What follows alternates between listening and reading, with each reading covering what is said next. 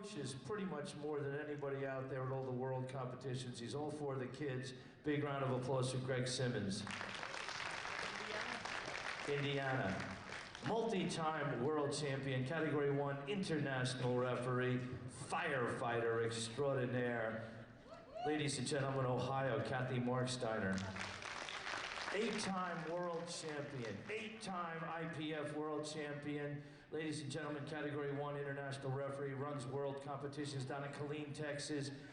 Big round of applause. Vice President, USA Powerlifting, Mr. Johnny Graham. These three are our jury table over there. Platform 2 on the right-hand side of the venue. First, are you side?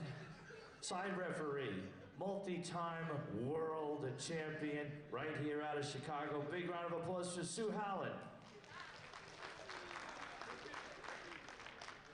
And out of Wisconsin, the technical controller, Helen Lewis Zhutek. That last name is so hard to say, Helen, but I got it, right? Technical controller. Just nominated and won Referee of the Year this year. Palm Coast, Florida, National Referee, Chief Referee, Mr. Tony Lee. No more changes. Lifters in the first flight, A and B. No more changes to your openers. He won the World Championship.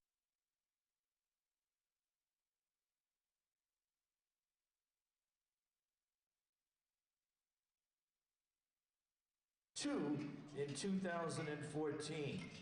Not too shabby. From Arizona, Arizona Powerlifting Hall of Fame, big round of applause for Rich Wenner.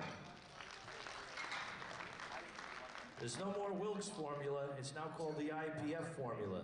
They should call it the Marksteiner formula because he's the guy that put it together. Ladies and gentlemen, Category 1 international referee, multi-time world champion, IPF formula creator, Ohio Joe Marksteiner. Category 2 international referee. She is a coach for the United States of America at all world championships, owner and proprietor of South Brooklyn Weightlifting Club. Big round of applause for Rebecca Steinman, Brooklyn, New York. And she put high school championships, national championships, and the reason all these high school kids come on board, not just in Wisconsin, but in every other state in the USA. She is a big proponent, not only of that, but of powerlifting in general, especially the high school kids up there in Wisconsin. Anybody from Wisconsin out here today?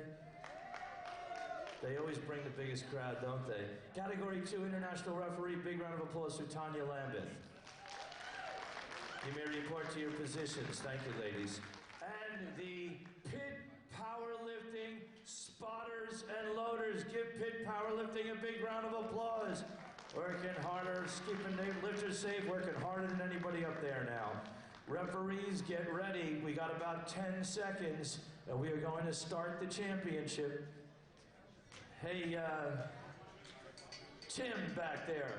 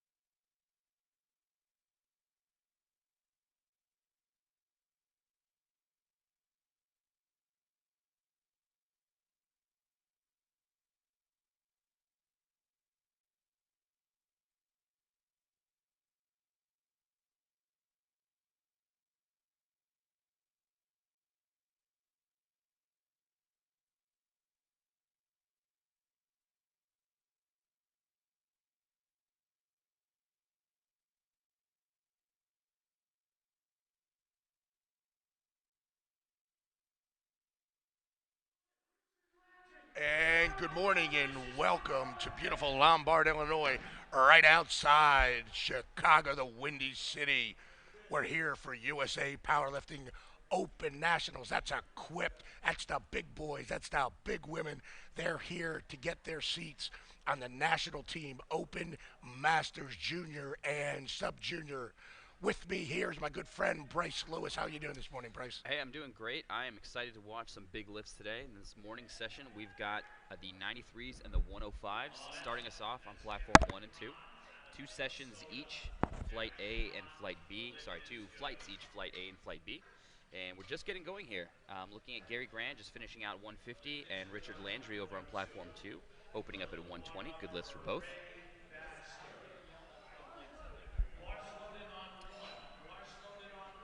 But yeah, looking forward, we see some of the coaches who've been toiling away over the past few days, actually making their appearances on the platform in the 93 kilo class. Kurt St. Romain, who's been handling quite a few lifters. Josh Rohr doing the same thing as well. Elliot, who are the big names that we're going to watch in Flight B? Flight B, we're looking at which, our 93s or our 105s are we talking? Let's start 93s. In which? 93s. 93s, I think in the Bs, I think you want to look at, obviously, Dale McLaren was Masters World Champion last year. You got Shane Brady, who's just, he's the lead dog here. And you got Matt Roddick. Matt Roddick, one day, when he starts putting some meets together, right, puts it all together for himself, he can be the big winner here. I still think he needs a little more physical maturity to do that. I mean, Shane and his brother Chance have been in this sport absolutely forever since they were teenagers. They competed in college together, so Shane's been on the world stage an awful lot. Matt really hasn't had that opportunity yet, so that's kind of where we are on the 93s. On the 105s on the other side, on the Bs, we're going to look Greg Johnson's our name. Unfortunately, you know that Ian Bell is injured and can't be here, but you know, you're talking about Greg Johnson is a man who's competed on the national team 3 times already and done very well for himself. So, I mean, you know, he's pulled a silver medal at the World Championships. It's not like we're sitting here, you know, in 2017, he came in second, passed out on a squat attempt, came back, hit his 3rd squat attempt, won silver medal. So while Ian may not be here, hey, we still got some good people here. Greg's just an awesome guy. And so that's kind of where we are right now. Yeah, it looks like we might see some squats over 800 pounds as we finish up. Catching us up on how things are opening up, we've got green lights on everything on platform 1. Gary Gran opened up, Thomas Chenjic, and Brett Steinbach, all good on their opening attempts.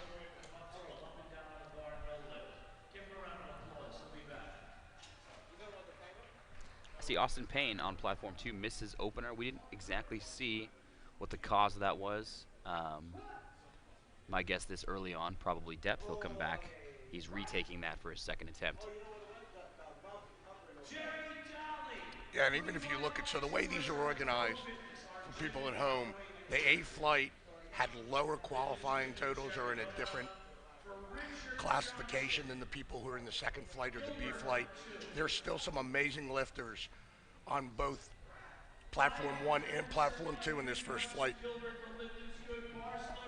You've got reigning world champion Jason Johnson on platform 2. You've also got Brian Callahan, who I believe is a reigning world champion himself. Ray Baxter, who's been world champion. So, you know, there's a lot of great lifters on that A flight on platform 2. Yeah, each of these lifters has a story of how they got here today. The work that it took to get on this national stage, all the training. I want to make sure everyone gets their moment. Yep.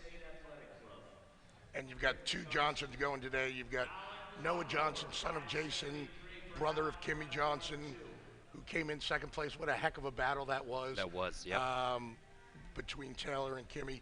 And Noah's there. He's opening at 315. He's a young kid, too. Opening at 315 in the 93 kilos.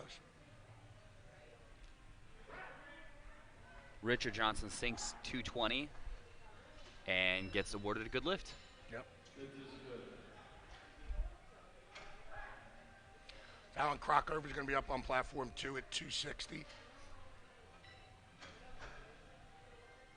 I mean, we only had one lifter, and again, he was an M4. So think about this for right now.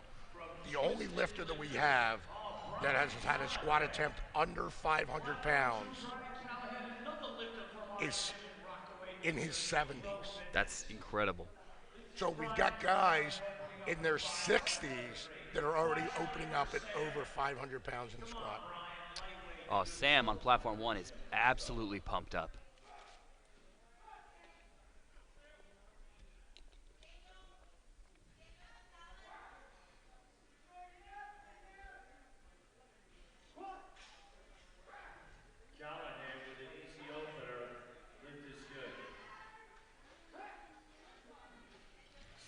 Fans of Sam, he is in. It's good. It's a little slow for an opener. See what he jumps to for a second, but he's good. He's in the meet.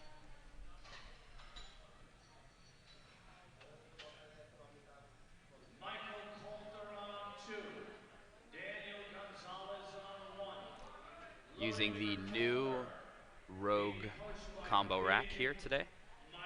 With a few modifications, they changed the pin length as per some lifters' requests. Some lifters were clipping the pins in the uprights on their way walking their squat out. Rogue has adjusted that.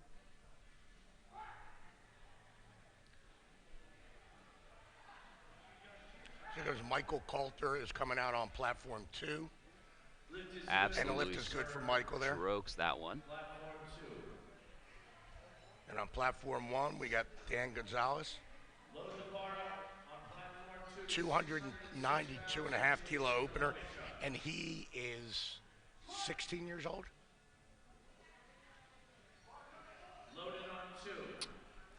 Pause squats that one. Comes up easy. They just turned 17. All right, so Noah Johnson's up on platform 1, and then his dad will be the next lifter, 2 lifters from now on platform 2. So.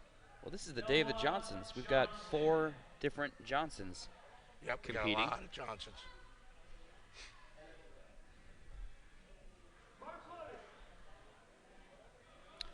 Noah will be our last lifter in Flight A on platform 1 before we restart the flight. Calmly walking to the bar. Meanwhile, on platform 2, Jason is taking 275.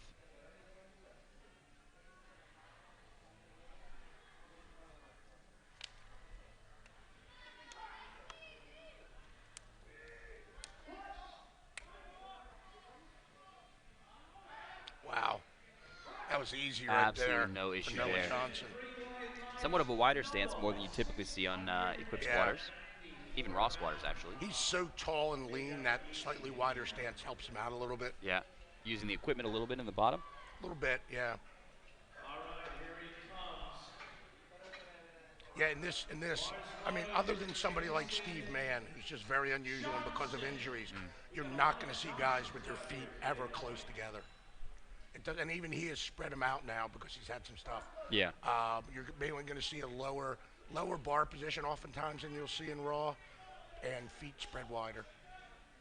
There is Jason Johnson on platform 2, taking 275 as an opener. Yep. And again, he is your reigning world champion, Masters. Displaying some excellence there. No problems on that opener. Great technique. I know we got Gary Grant up on 1. Just playing with that weight. Yeah, it's one of Brad Gillingham's training partners. If you know who Brad is, well, one, he's pulled 800 pounds in competition more than anybody else in the history of the sport, and he has never failed to pull over 700 even as a teenager. Wow. Yeah.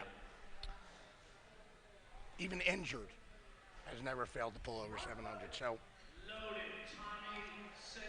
On platform 1, Thomas Sencic, actually a local guy from Colorado, where I'm from.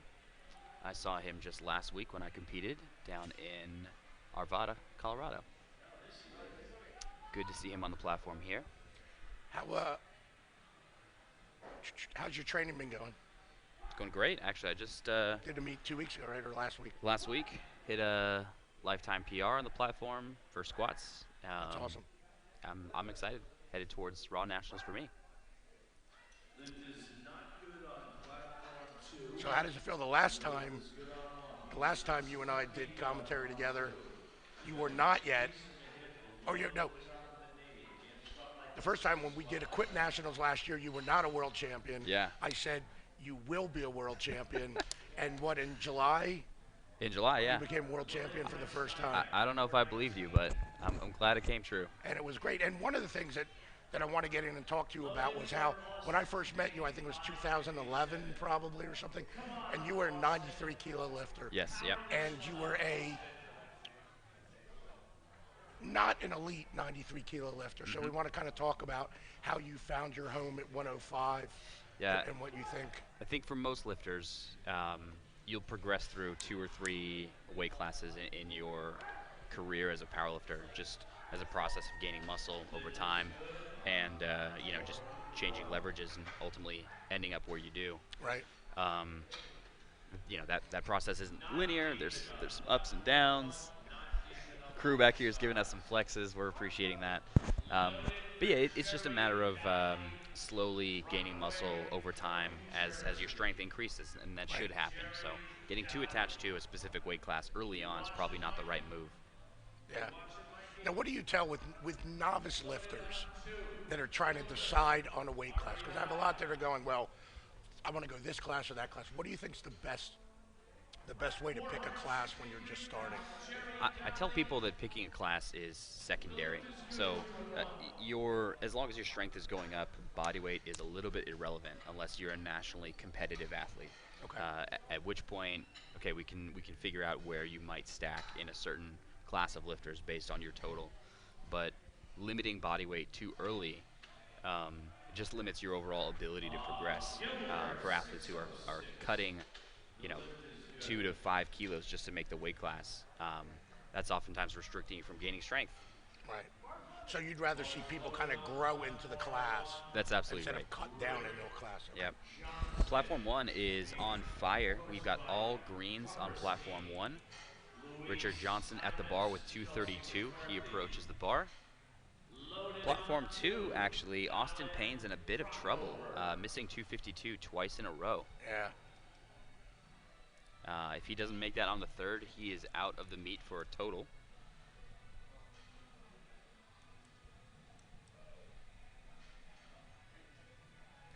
Yeah, and I mean that's really bad for Austin because, he was probably, or is, even if he gets his 252 in on his third, to wind up being the T3 gold medalist, which gives him the opportunity to go to junior, sub-junior worlds.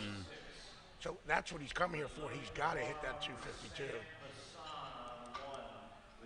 And you're seeing a lot of green up on the board. Guys, if you want to go to liftingthatcash.com, it's USA Powerlifting Open Nationals Day 3.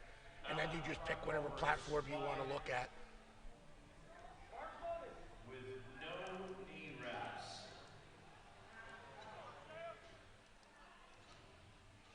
All right, so we got Brian Callahan, world champion, up on 2 with 275. And Sam Basson's up 292.5 on Platform 1. I mean, these are big numbers for A flights in a national meet. Sam Basson missing 292. Wow. Looking at that lift, I felt like he descended a little bit too quickly to maintain control. Sometimes that works out in their favor, but most times I think you lose a little tightness in the bottom. It's just tough to regain that to finish the lift.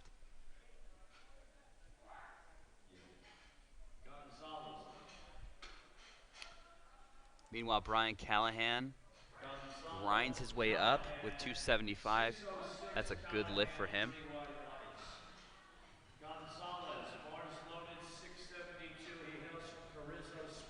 All right, so Callahan, it was good there at 275. You got Michael Coulter's up, 628, 285 kilos on the bar. I believe he's the main state chair. He's done a really good job up there. We had pretty much no members. I think we had 4 members up there. Now he's pushing those numbers up. And for the first time in the history of this organization, since the founding in the early 80s, we have state chairs and state championships in every single state right now. Deep on that squat. Finishes. Yeah, it's really incredible to see the growth. Finally getting to representation in all states as we kind of fill out. Topping this year with something like 22,000 members for USA Powerlifting. I mean, what we're seeing is right now is the growth. We are the largest powerlifting organization in the country. We are seeing pretty much flat growth, but that puts us better than the rest of strength sport. USAW, USA Weightlifting is down. CrossFit is down. Strongman is down. Highland Games is down. It's interesting that we're still holding relatively steady for now, but the wave definitely is over. Well, we just put a 6th red on the barbell for Noah Johnson. He made quick work of his opener. Certainly takes his time on his setup. He's conscious of the clock there, but with a 15-kilo jump and looking at his opener, I'm really excited to see what this looks like. It's funny, for years the Johnsons have been known for their squats and their benches. Now they've been training their deadlift. I don't know what they're doing differently, but all of them are coming up with some pretty big deadlifts now too. Oh, he's here to do some work. Was it deep enough? Yep, he's got it. I wouldn't be surprised to see another 15-kilo jump up to his 3rd attempt. That was a really cool moment, by the way. Noah and Jason both took lifts at the same exact time. That's awesome. And they train together too. It's kind of interesting. Jason, our heaviest 2nd attempt over on platform 2. 287.5 on the bar.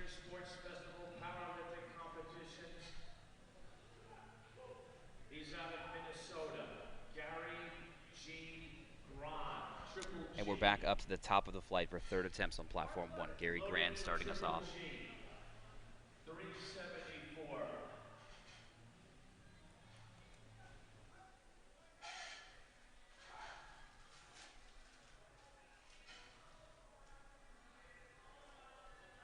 A little bobble there at the bottom. Can he grind through it? He's working, he's working, he's working. Wow. Great effort from Jason on platform 2. Side refs calling for depth. And now, too, if on platform 2, Ray Baxter is really just going to get ready to go to Worlds. So he only took the 1 squat. He's going to take, I don't know, he may do all 3 benches, but he'll probably only pull 1 or 2 deadlifts, too. So he's not, you know, again, the goal here is Ray's been in the sport for a long time. He's an M3, which means he's in his 60s. Been competing almost as long as I've been in the sport. He knows what he needs to do. So he's just coming here to stamp his ticket. Really basically kind of doing his little test day, not even his meet itself. Get right back into training? Get right back into training for Worlds in October. Yep. So we've got Richard on platform 1, and then we really want to turn our attention to Austin Payne. He's the guy who missed his 1st and 2nd squat and needs this 3rd attempt to stay in the meet. So before that, Richard Landry taking us out. He's down. He is lifting raw as far as I can see. No knee wraps. And I think that's a raw singlet as well. He's good. He's happy with that one. Okay, Austin, you need this lift.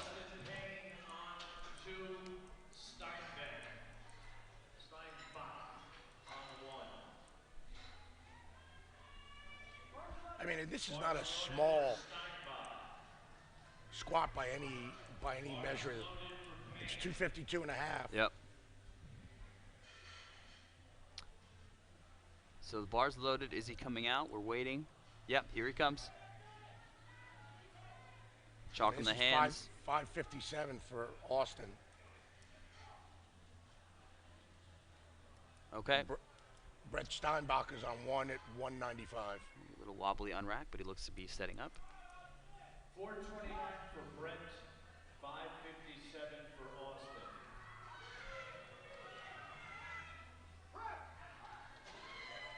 It's 429 for Steinbach on 1. Okay, Austin's looked deep enough from my angle. Thank goodness. All right, he's in the meet. Man, that's a stressful situation. You train a certain way, and now you have to squat all of a sudden a different way in order to make it on the platform. So everyone is in the meet.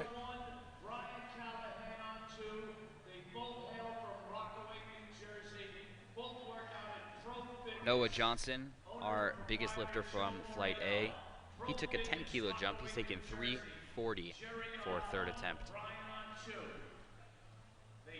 But before that, all these lifters just pushing their biggest third attempts, putting the biggest squat they can on the board. Gerard Daly, successful at 222.5. Now, both of these lifters on 1 and 2, Jerry Daly just lifted.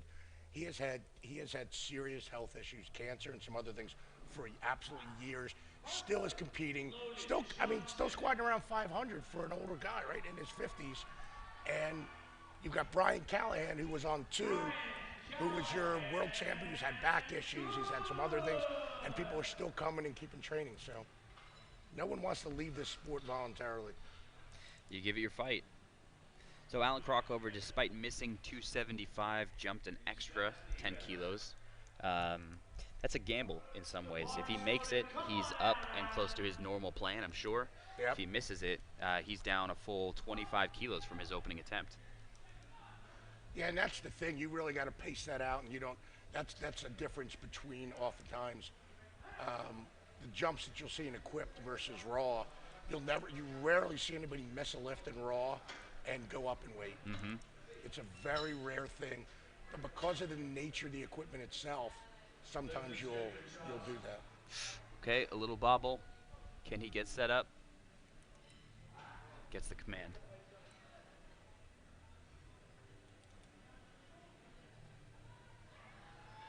So he stood up with it. Deep enough.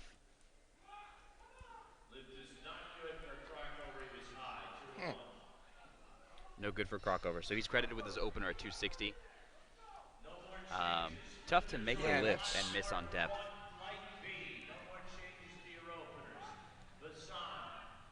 Sam Bassan, the hype king. He's a ball of energy over there on platform 1. Can he control his descent a little more here? Looks a little better. Wow. Looks like It's something unusual to see somebody fall to the side like that. Yeah, something wrong on the right side maybe. He really wanted that. No question about that.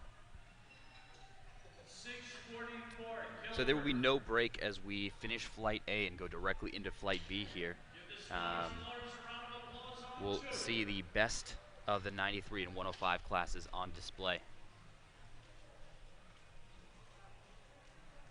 Just to give you an idea, Noah Johnson is going to be, he probably will be open world champion someday, I think, if he keeps going and doesn't get injured. He's lifting in Flight A, which are the lower nominated. He's now taking a 340 kilo squat. There's only 2 of the Flight B lifters who are probably going to be over this number. Yeah, just looking at how impressive that is. He is both in the Teen 3 and Open division. In the Open, he's forecasted as 3rd. Correct. As Teen 3 is 18 to 19 years old? Correct. That's incredible. Yep. And you got a whole family of world champions over there. Yeah, I was talking this morning about the fact that there seems to be a lot of new, younger lifters making waves in Open.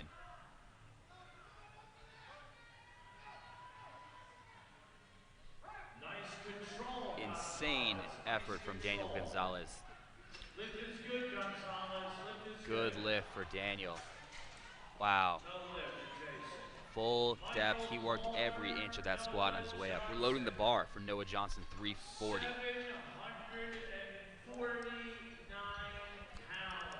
Gino letting us know that's just a shade under 750 pounds. And a quick shout out to a few squat for Noah Johnson right here. Yep. 340, 749. It is a huge, huge squat. He weighed in light too. He's got room to grow into even the top of the 93s. Yep. Yeah, he'll grow into it, but again, he comes from a powerlifting family, so they're not trying to cut him down to 83. Yep. Which, he's a tall kid. You see him there. He's tall. I don't know what happened to Kimmy, but both Noah and Jason are tall, the father and the one brother. And so he'll grow it. He'll be a 105 eventually. Look how easy that is. Display of strength. And again, it's about controlling growth. Yep. Could he have done 350 today? Probably. But they've got a long-term plan, Right. you know. Yeah, there's still the rest of the meet ahead too. Some bench and some deadlifts to save some strength for. I mean, Olympic athletes are interesting because they really come. Yes, they peak every year for the World Championships, but their goal is a 4-year goal and a peaking once every 4 years. And I think, like with the Johnsons, they know where they're looking at 3-4 years from now. Yep. And you're going to see Noah. I mean, at some point, Noah's going to be squatting close to 400, 385, 390.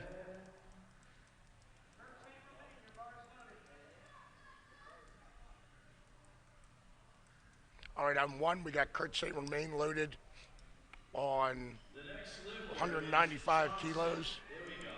A little bit of a confusion on platform 2 as to who is going and whether the right load is in the barbell. Okay. Kurt St. Romain, for equipped sub-junior, junior lifting like collegiate and high school, probably has done more than anybody else, or as much as anybody else in the history of this organization to get kids in. Kurt St. Romain was joking that his main goal today is to beat Taylor LaChapelle's total. Which you won't do, probably, but...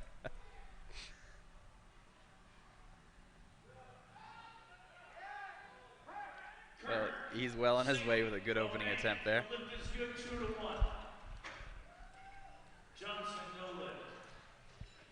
Jason Johnson, no lift on platform 2.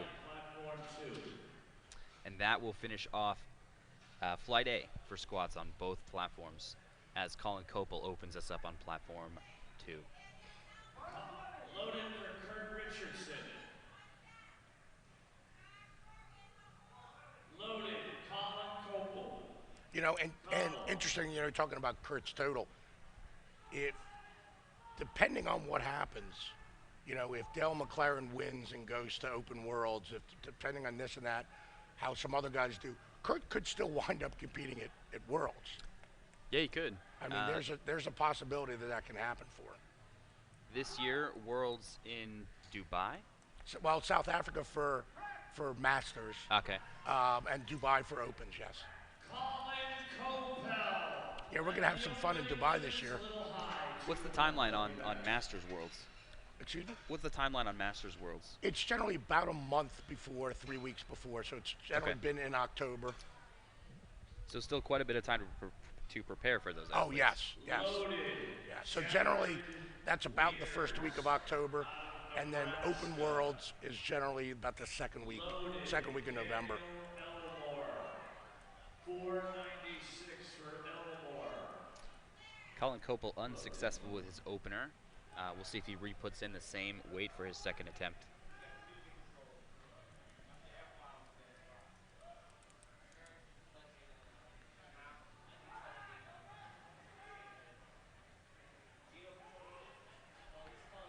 No problems there with Jared Weirs taking 227.5.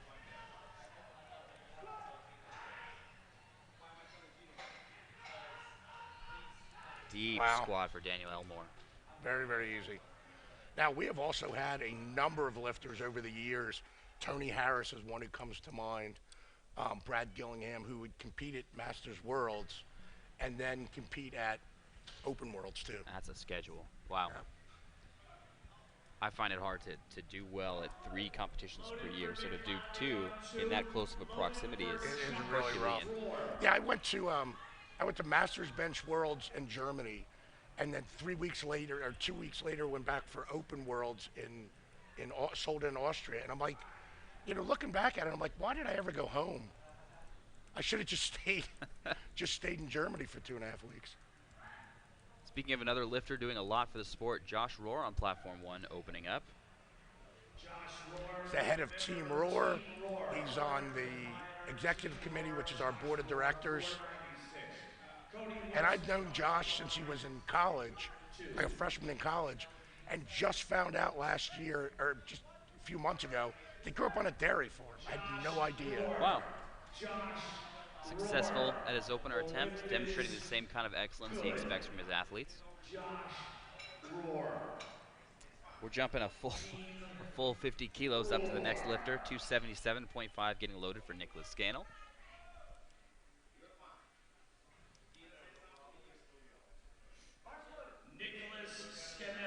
Here's Cody Wilson on platform 2, opening up at 255.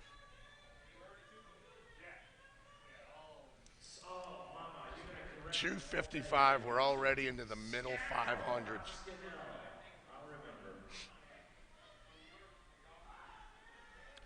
We're 562 for Cody Wilson.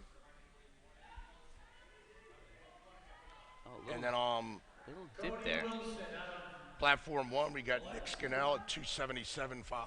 No lift. Is that up and down on the bar, Tony? Same as before. He has some up and down on the Yeah. bar. Cody Wilson had a little dip about halfway up on his squat. He got 2 reds for that, so we'll see if he can get that on his second attempt. Coming from a raw background, the thing that's so different about equipped lifting is just how much of a variable the equipment is. It has to sit on you just right. Your knee reps have to be just perfectly tight. Your suit has to fit just perfectly. Yep. And that's just a variable that we don't see, and adds a whole level of complexity. It's interesting, too, because one of the things I see, and I think it's the nature of the gear and the way the sport is, but when they call bar loaded, which is essentially when you can first approach the bar to start your attempt, equipped lifters are right at the chalk box, right there for the magnesium. They're already chalked up, ready to go. They call bar loaded. They're walking out with 58 seconds left. When I see raw lifting, a lot of times, more often than not, you see people not even show up till there's 30 seconds left. So it's very different. I think the gear, the wraps, especially the knee wraps, make that a lot different in equipped lifting. So looking for a spot on the open team is Shane Brady, weighing in just a half a kilo under the 93 class limit, opening up at 320. Shane Brady from Alaska. 706 pounds, I believe. So Shane Brady's an interesting story. Here's a kid who grew up in West Texas, grew up in Midland. He and his twin brother Chance are both doctors of physical therapy. Shane has moved to Alaska. 106 pounds. And he wanted to say hi, shout out to his wife Ryan, who's in Alaska, and his brother Chance, is still back in Midland. Here goes Brett Gildenzoff, 606 for Brett. We're watching Shane take that deep breath as he pulls that bar up out. Come on, Shane. Feet are set.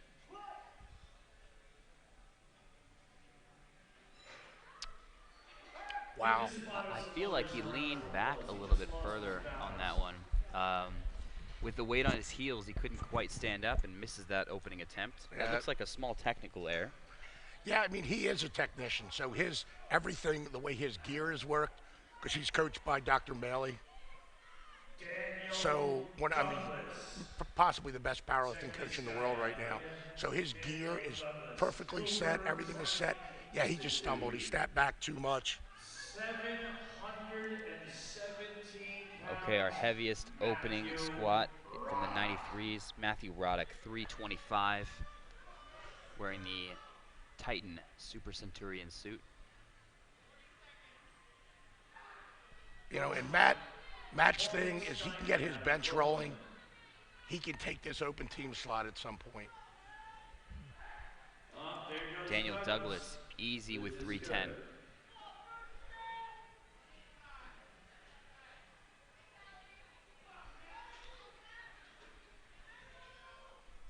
By the way, quick shout out to the spotters and loaders for their hard work keeping these lifters safe, making sure the right weight is on the barbell.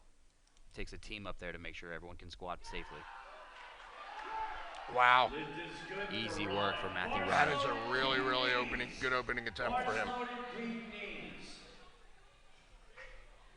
Now, and again, so we're looking at this battle now between Shane and Matt. They squat in the same neighborhood. They deadlift in the same general neighborhood. It's the bench is the big difference for Shane. I mean, Shane is a good enough bencher that he can take a shot at going 268 today to set the American bench record.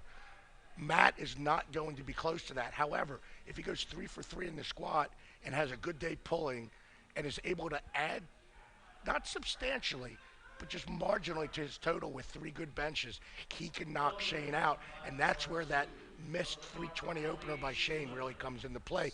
But Matt's got to capitalize on it. Yeah, that's huge. Matthew just jumped 15, whereas Shane had to stay at the same weight to make sure he's in the meet. We'll see how that plays out. Yep. And that's a good jump, 15 kilos. Yep. What in raw? How do you jump set your openers? Oh, usually somewhere between 91% to open to 96% on a second. Okay. Depending on the lifter's max, that can be anywhere between 2.5 kilos to 20 kilos. But so for you, at your really body weight, what is your first kilo jump? I take on squat somewhere around 15. Okay. Yep. Yeah, because I'm around 20 in gear. Yep. Which is relatively about the same thing. So here's our story on the 105 class. Khaled Schuler walking out 325. Little shaky there, can't quite get his feet set.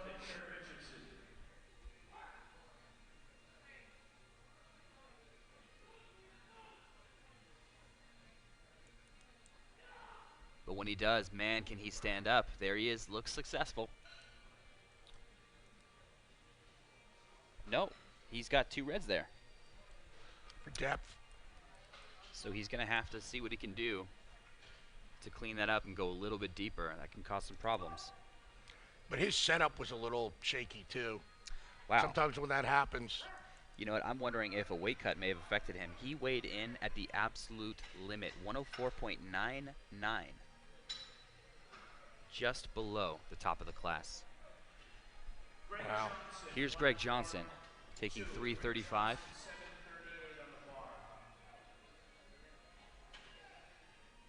Weight was easy. All right, Greg Johnson's coming out now here, 335. I just want to talk about the temerity and the temperament of a guy like Greg Johnson. He passed out on his second attempt squat in 2017. Literally, his face just went out of the screen. Oh, my goodness. Passed out, came out, made his third attempt, came in silver medal overall in the World Championship. It takes a lot of heart. And in a 105 kilo class, that is absolutely amazing. You know, you had, I think in that 105, you had 9 lifters over 1,000 kilos. Wow. Which is just crazy to think of. Yeah. So you're talking 9 lifters over a 2,200 pound total in the 105 kilo, which is 231 That's class. unbelievable. Yep. And there it goes, was easy for him. He's going up to 345. Now you see Greg's fantastic haircut. He kind of has a little cut like us. And that happened in Luxembourg. He had a terrible meet. It was his first open world. Yeah. Came in 11th. The grind of the century on platform 2. Colin Copel stands up with 232.5. That was awesome right there for him. That was our lifter who missed the opener and came back, jumped 7, and made it. Risky move, but it paid off. So we took Greg, obviously, you know, my head shaved, and so I got my clippers all the time with me and everything. And so we took Greg upstairs between the end of the supers lifting and the banquet. You've always got that little break. When it shaved his head, buzzed it. It looked like there was a wet possum in the sink. Because Greg had a big 1970s kind of fro going. And he walked, it was amazing watching people look at him when he walked into the banquet. He left with the fro, came back bald. I gotta say, it looks like Josh Rohr's second attempt was easier than his first attempt there. But he's in with 237.5. Now Nicholas Scannell, who missed his opener, another case where he jumped another 7 up to 285. See if he can make that. A few more cases of some missed openers on depth over on platform 2. Looking for redemption here on a second attempt. Yeah. Yeah, platform 2 is looking a little bit tougher than platform 1 in terms of that right now. And you'll find it's interesting that you'll find not just on a platform, but even individual flights will have their own life to them, their own. And if you see people start missing for depth, the whole flight will miss for depth sometime. It's a really, really funny thing. And it's not the referees doing it. I mean, these guys are squatting high, and it's just unusual to see that. Yep. All right, Nicholas Scannell. Here goes Cody Wilson, coached by Arian. That certainly looked low enough. That's a better lift for Nicholas. Well, whatever was wrong in his opening attempt, he cleaned it up, and he's good at 285. Still wasn't red, but convincing. Sports bag. Looking real Cody with that pretty. bobble on his way up is going to look to make his second attempt look a little cleaner. Shorts. With the glitter purple sports bag. No. No lift. Nah, it's just no lift there. It's a fashion template. I feel like he was trying to go so low that he ended up out of position, shifting his hips forward, and he lost positioning under the bar. The margin for error in equipped versus raw is very narrow. Yeah. You really cannot just gut out or muscle equipped lifts. Well, I think we'll see that even more on bench press, where that groove for the barbell is so narrow. Yes. Not to mention, there's a minimum weight that you need to be able to even touch to your chest. It has to be heavy enough that you can resist the equipment, but not so heavy that you can't press it out. Right. So Dale McLaren's up now with 300 kilos. Looks a little bit high. Let's see what the referees say for Dale. 161 pounds. Dale McLaren. You were right. One side Good. ref called him. Perfect. Perfect. And that's what it is. I mean, you're not looking, all you're looking for is 2 white lights. Now, Dale is your reigning Masters World Champion, but he tore an adductor a couple of months ago. Wow. He's got a bad glute problem, and he still is going to come close to hitting his all-time PR in the squat. So what does he do? He hurts himself, can't really train squat as well. So what do you do when you can't train one lift? You train the others a lot more. So he's looking for a PR, a significant PR in the bench press today. Yeah. Meanwhile, in platform 2, David McLavy absolutely sending it with a 22 kilo jump, jumping up to 270. Yeah, no kidding. Then we got Shane Brady coming out, retaking that 320 that he missed. He just stumbled a little bit his first time. Come on, Shane. Faster descent. Stands up with it. Now that's the difference, and that's why Shane is such a technician. He's in. That you miss a little bit and you're going to fall off like that. But everything looked the same except he didn't fall this time. I feel like he received a few coaching cues in the back telling him what to change. Yeah. Yep. And sometimes it's something very simple. Yeah. Yeah, I was working with Natalie Hansen yesterday during her 84 kilo session, and the difference between her opening bench to her second attempt bench was mind-blowing. Oh, She yeah. descended quicker, a little more confident, and was able to make her second attempt look better than her opener. Matthew Roddick here, jumping 15 kilos, taking 340 as our heaviest 93 kilo squat today. Yeah, and he's got to try to make a little bit of hay. I mean, he can push his squat a little bit. He can push his squat. His bench, he just has to go 3 for 3. And if he finishes at 220, 222 and a half, he'll probably be happy there. But he's got to nail this attempt squat here. This is huge for him if he wants to have a chance to beat Shane. Pete Nees, 7'11". He's open all night long.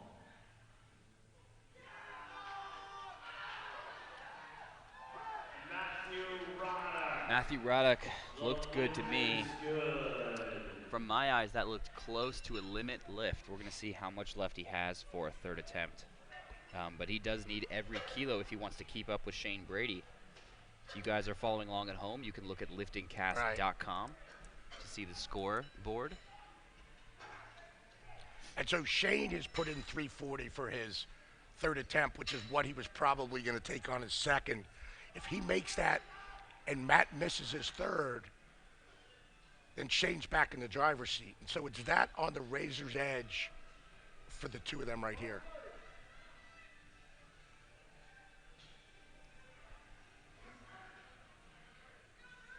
Matt, as I thought, he's going 345. I don't think he had much more than that.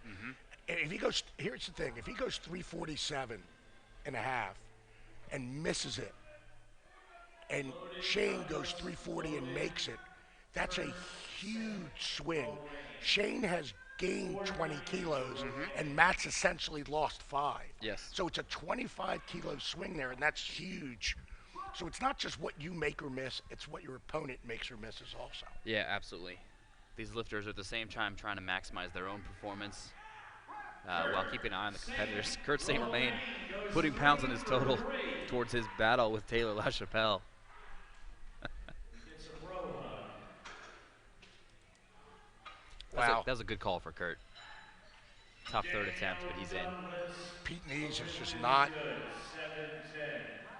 It's just a little rough for him right now. Yeah, we've got a lot of trouble on platform 2. 3 lifters have missed their first and second attempt. Wow. Khalid Schuler might be the fourth to join them, hopefully not. Khalid Schuler on 2, 7-7. You know, and that's the thing, too, in equip lifting. You have to know, is it more weight that's going to help you? Or is it something that you're doing and you just got to stick with the same weight? Yeah. Yeah, that's definitely a difference between raw and equipped. More weight will not make things easier raw. No. Wow. Daniel Elmore loading the bar for 242.5 on platform 1. Okay, Khalid retaking 325. He needs this. A little shaky on his opening walkout. See if he can clean that up this time. Okay. Receives the start command.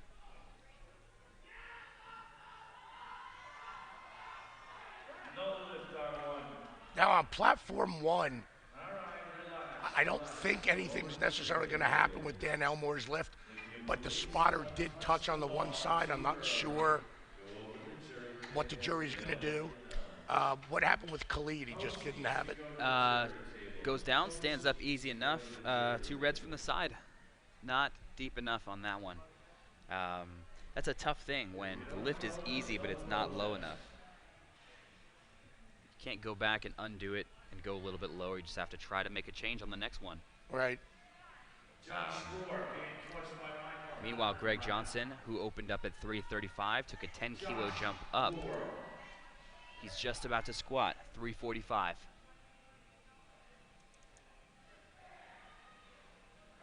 Greg Johnson, 760 pounds, being coached by Randy. And if you want to see why Greg, if you're looking at liftingcast.com and you want to see why I'm saying Greg is going to win this thing, go all the way across to deadlift number 1 and see him opening at 340 kilos, which is just about 60 kilos heavier than the next heaviest opener. That's just a huge advantage right there. Yep. Here comes Colin. So two situations playing out. We've got Shane Brady with that 20-kilo jump coming up on platform 1. Platform 2, quite a few lifters in a do-or-die situation on their third attempts.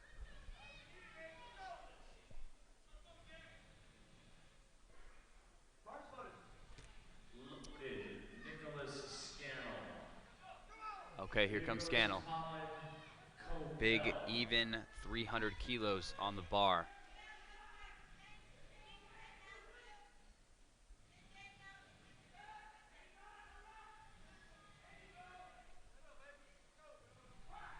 It's a big squat right here. It's 661 for Scannell. Colin Copel not quite comfortable on the way down. Nope. Bails out on 240. He'll get credit for 232.5. But I mean, his attempt selection there was good, Colin. He went 7.5 kilo jump, 7.5 kilo jump. Yep.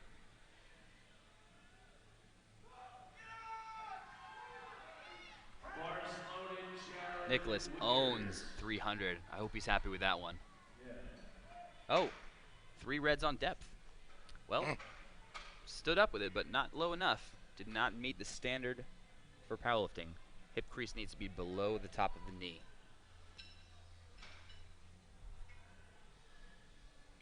You know, and again, Scannell was the #1 junior here in the 93s. So, I know it's a little rough, but Dale McLaren's coming up now, 305.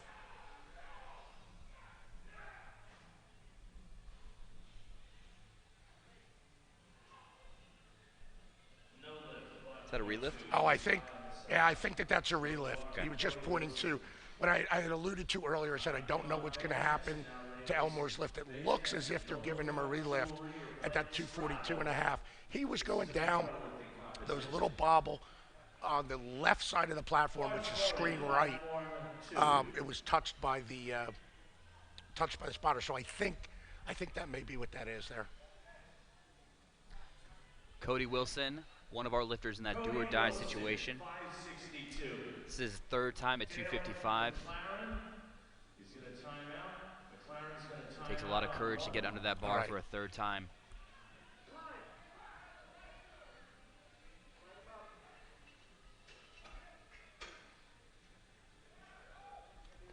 Well, it looked fast enough. Deep enough? No lift, he was high. No lift. Unfortunately, Cody Wilson will not get a total today. He still gets the bench press and deadlift, but surely some lessons learned to take back to training with him. Make sure he comes back a better lifter. All right, now these next two lifts from Shane Brady and Matt Roddick can be a huge swing. If Shane hits this, he's kind of in command here.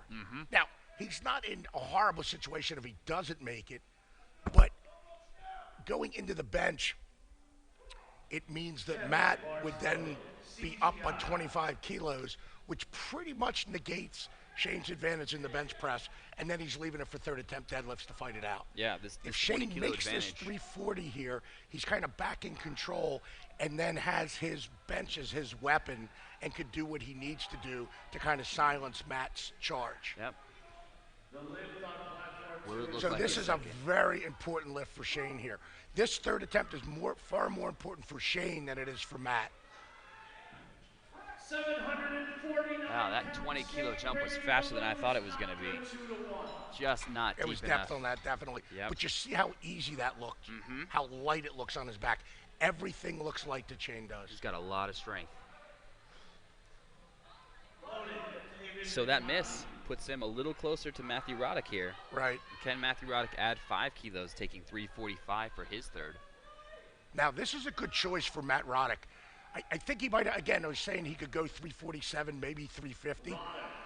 But as we discussed earlier, going 345 and making that extra 5 kilos, he needs that instead of a big squat. He needs that to kind of neutralize Shane in the bench a little bit. So he's up by 20 kilos right now. This will put him up by 25 if he makes this, and almost totally negates Shane's bench, which is his #1 weapon.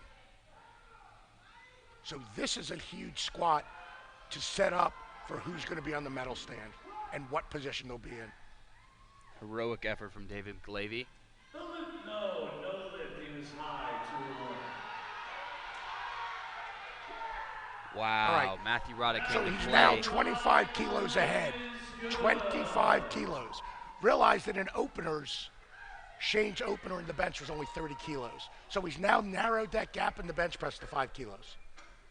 And Matt and Shane are good pullers, so they're going to be going head-to-head there. I know that Matt is just going to pace and go 3 for 3 in the bench, right? He's not going to do anything crazy. Now Shane's plan's got to change a little bit. He's being coached by Dr. Maley. He wanted to come in and go 268. That's gone by the wayside now unless it happens within the flow of the meet, right? He doesn't have a third attempt to play with here. He needs all 3 of these attempts and hope that Matt Roddick only goes 1 for 3 or 2 for 3. Yep. If Matt goes 3 for 3, he really pushes Shane. The American record's kind of gone, but now you want to try to get that national team slot to go to Dubai. I mean, you and I already got our ticket stamped for Dubai. They got to, these guys got to come join us, right? Yeah. He's got 7 on 11 on the All right. So Dan Elmore, 242.5. He's retaking. The spotter touched that, so that's why he's getting to retake that attempt. Wow, to fight that hard 2 times in a row. Let's not forget platform 2, though, for fans of Pete Nees and Khalid Schuler back home. Wow. Those lifters were 0 for 2. Pete Nees retaking 322.5. He needs this. He looks confident. He just needs the depth.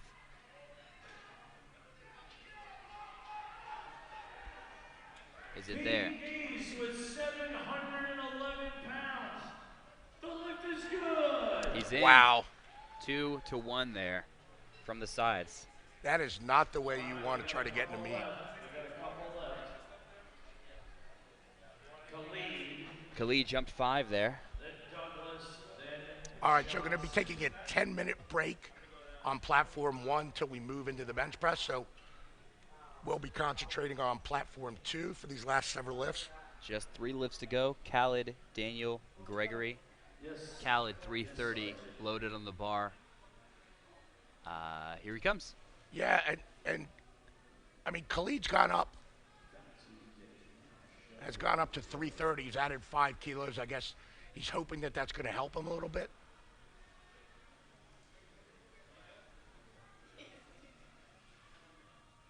come on, dog bite. Get that set up, dog bite.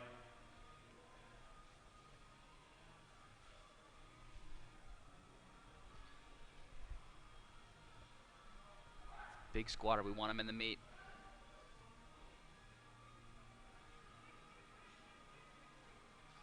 Oh, that's down. Wow.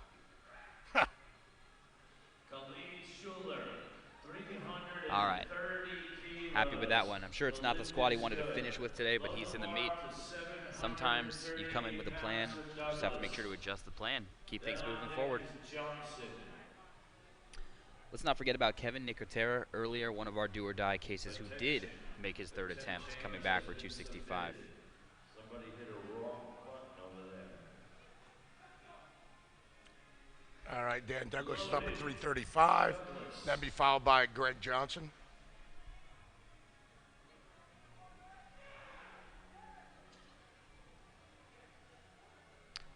Greg Johnson is, with Ian Bell out of the competition, certainly in a class of his own today. It is, I mean, it's not even his meet to win or lose. If No. he makes his openers, he's good to go. No, I mean, if Greg hits one bench press, he's got this thing pretty well locked up. I mean, his deadlift is that strong. He's probably going to wind up at about 375 in the deadlift. Daniel Douglas went that extra few inches down in the bottom and is good.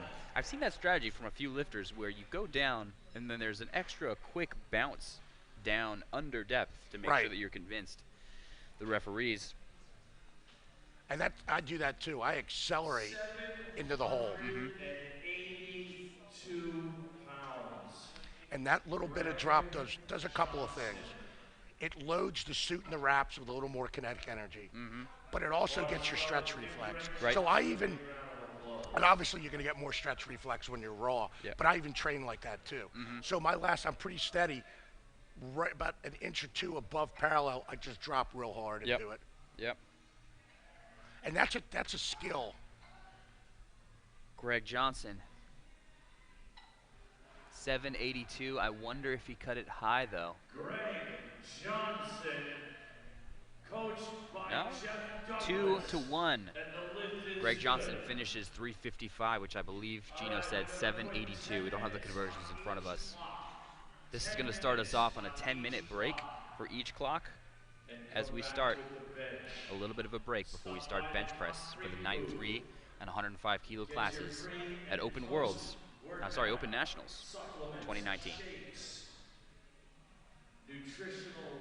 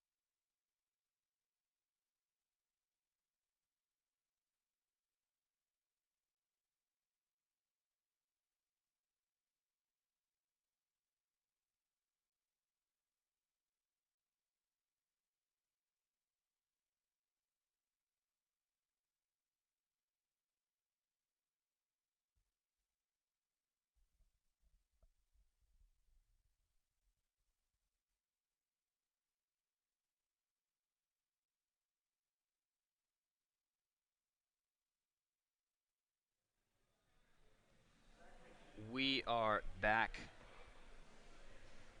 at the Open Nationals 2019, starting off bench press after some exciting squats. We're looking at the 93 and 105 kilo weight classes. Gerard Daly will be starting us off with a 100 kilo bench press. Platform 2 still has another 35 seconds or so before they start. But we're starting back on flight A for both as we get opened up.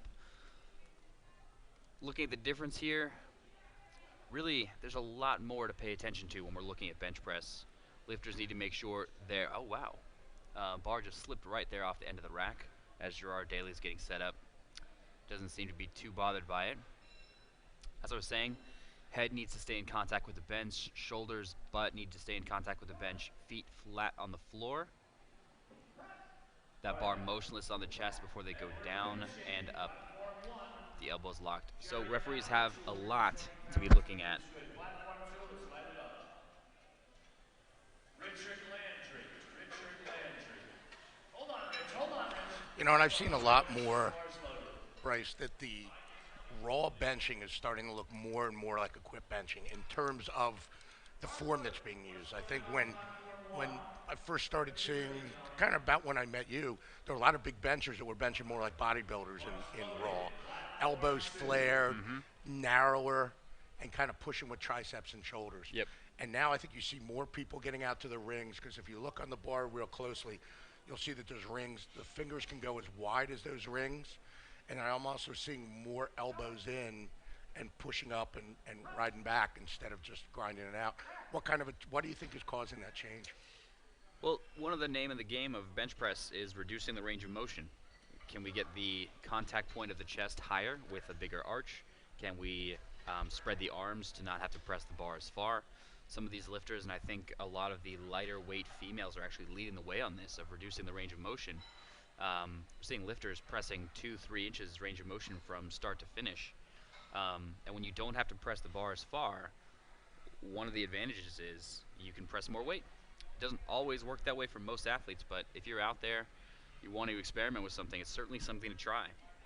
So we've seen a few modifications, the wider grip, the higher touch point, both of those, and even sometimes changing the angle of the wrist so that you can get an even wider position. In some cases, it allows you to press more, and that's what these lifters are all looking for. Yeah, the biggest thing that I'm changing right now, I've never been a great bencher. I will never be a great bencher. When I say great bencher in my class and the gear, if you're not pushing 600, you're not a great bencher, right? So I'll never be anything more than somewhere in the fours. I just know, it's crazy. I can overhead almost as much as I can as bench. This is a crazy thing. But so one of the things I'm working on now is to change hand wrist position, to change where the bar sits in my hand. Is it over my forearm or is it back in my hands? I'm actually discovering that back in my hands gives me a little more pressing power. It was weirder to start, but it's a smoother press and a smoother bar path. Yeah, yeah. Why, I don't know. In some cases, it's different to do it for a single than it is to do it for reps. Correct. But hey, when we're here on the platform, you need one rep only. Yeah, and singles are a skill, folks. They are a skill. And, you know, there's, in training, you're walking a razor's edge in this sport all the time, between training heavy enough that you can feel the weight on your back, but training light enough that you can train all of your systems and not overpower some of the smaller muscles. I see that with guys that get strong really fast. Their numbers go up, but they're going to hit a ceiling because they've never really worked on kind of perfecting their technique and strengthening their weak points. Yep. So this may be preaching to the choir, but for the friends and family back home, these lifters are wearing a single ply shirt made of a very stiff material that extends to just below the elbow, making them able to press more using the equipment than they would without it. You know, it's interesting that the evolution of benching, you used to see that guys would try to get their shirts as long as possible, the sleeves, and get them to cheat to actually cover the alacron so that they could push. And now if you look, again, and the Japanese have led the way in this, some of their sleeves barely cover their shoulders now. Really? Wow. It's very interesting the way it's changed, because the idea was you have very tight sleeves as long as possible and a big chest panel. Well, the Japanese have taught us a smaller chest panel with looser sleeves that are higher oftentimes produces a bigger bench. Interesting. Some of the Japanese can get their shirts on by themselves. We may see more of that at Bench Worlds, which is in just a few weeks in Tokyo, Japan this year. I mean, some of our lifters are leaving today. I think the Thompsons, Jen Thompson, Jonathan Thompson, and Tucker are leaving either today or tomorrow for Worlds, because you have all classes from sub-junior up to M4 plus open and equipped. So it really becomes like a 10-day meet. That's massive. Yeah. Yeah, it's a bit, I mean, this is only the second year we've been doing it. I don't know how long it's going to stay like that. Yeah. It may divide into Masters, Opens, and Junior, Sub-Junior, raw and equipped It's together. a 1,000 lifter meet right now. It's just huge. Yeah. Absolutely huge. Now, again, 1,000 lifter meet, it only takes a half an hour to run through a flight of 12 bench pressers, but it still is the accommodation. It still takes the same amount of infrastructure to service 1,000, Absolutely. whether it's a 3-lift meet or a bench-only meet. Okay, turning our attention back to the lifters here, we've got a mostly green here. Richard Johnson missing his 120 bench opener, coming back to take that on a second. Otherwise, uneventful here. Sam Bassan, 180 kilos on the bar. Well, uneventful for us in terms of misses, but for these lifters, means everything. Right. Opening up at 180 is Sam Bassan. And we're seeing on Flight A on Platform 1, Noah Johnson is going to put up a historic total. All right, he's already squatted 340. Remember, this kid's a teenager. Squatted 340. He's already got a 165 bench on the board, and he's probably going to go somewhere around 180, 182 and a half, depending on how bench 2 goes. And he's going to open at 292 and a half kilos in the deadlift. So he's looking at a historically significant day for a teenage lifter anywhere in the world. He is. He is. Thomas Senich here.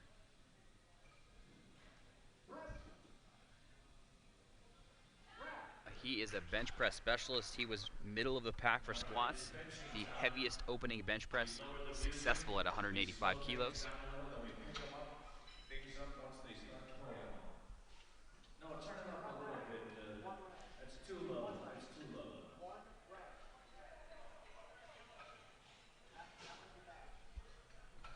Jason Johnson.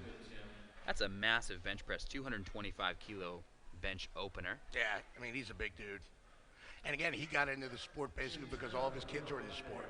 And he gets into the sport, now he's the world champion. I mean, he always worked out. He was always in shape. Yeah. You can't just like walk in and be like, yeah, I'm a world champion.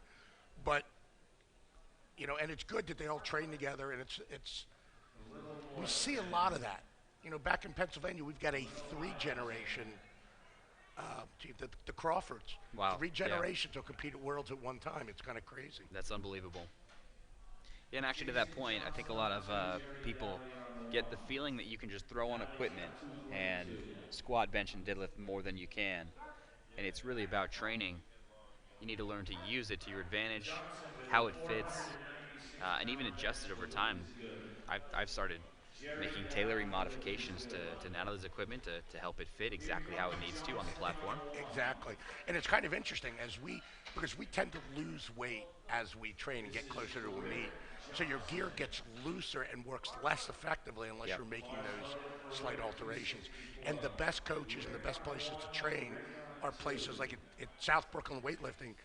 They'll make changes almost every week to their gear. I know Dr. Maley makes changes to gear all the time, just takes it in a little bit. Yep. That's some of the stuff we learned from the Russians too. That they'll have 4 and 5 pleats on the inside of the side of their squat suit. They'll just make them tighter and tighter every week. Yep. Just one stitch, but it makes a difference.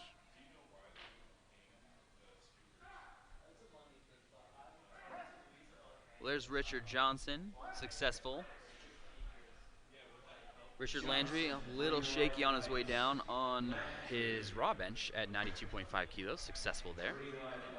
Talking with the side referee, something might not be right about the bench press equipment. Gary G. Gron. Wait, Gary. Wait, Gary. We're not quite sure what went on there, but he was successful anyhow. Loading for Ray Baxter. Loading for Ray Baxter. I believe Ray's in a timeout.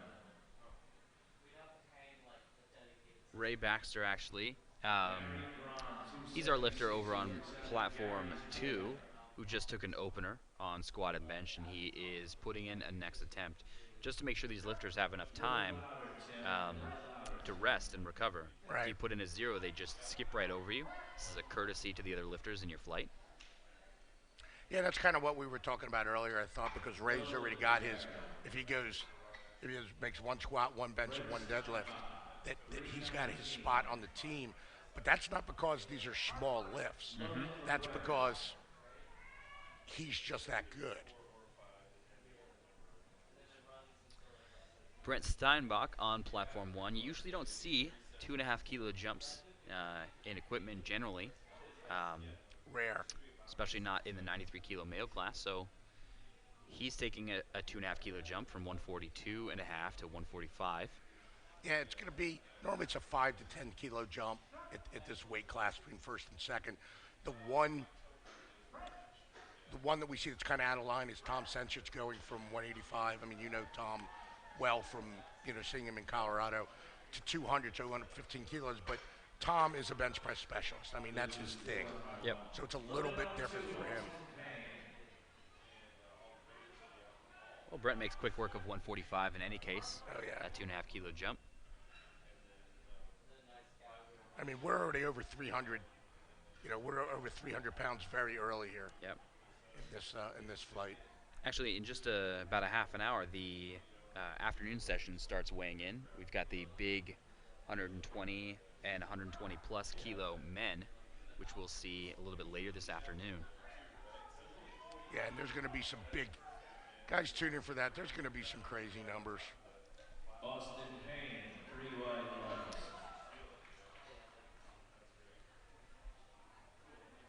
Gilbert Arriaga, platform 2, 170 kilos getting loaded on the bar. 74, Carrizo Springs, platform. There's an interesting thing. I was having a long conversation with the owner of SBD a couple of weeks ago, and just talking about the dominance of the United States, pretty much across the board, but especially in raw lifting. Yeah. And that, if you look at our team makeup from the last couple of years, male and female, that if you did USA versus the field, right? Yeah. If you took our 8-person women's team, our 8-person men's team, versus the 8 best male and female lifters from the rest of the world, there's a pretty good chance we would still beat them. Yeah, the U.S. Team is pretty dominant all across the board. It's exciting to be a part of that. It's exciting to see it. I mean, who knows how things would change going forward, but yeah, it's pretty dominant. It's a moment of pride for sure. Yeah, and it's interesting because if you talk to people, even lifters in the organization, who's the best nation in powerlifting? They're like the Russians, the Ukrainians. Nope, folks. We won more classes as a team than every other nation combined. Wow. And that's across masters, equipped, juniors, classic, bench, everything. It's incredible. So Daniel Gonzalez missed his second attempt there, just kind of scooting back a little bit. He couldn't quite get his feet flat on the floor and timed out before he'd get the start command for a second time.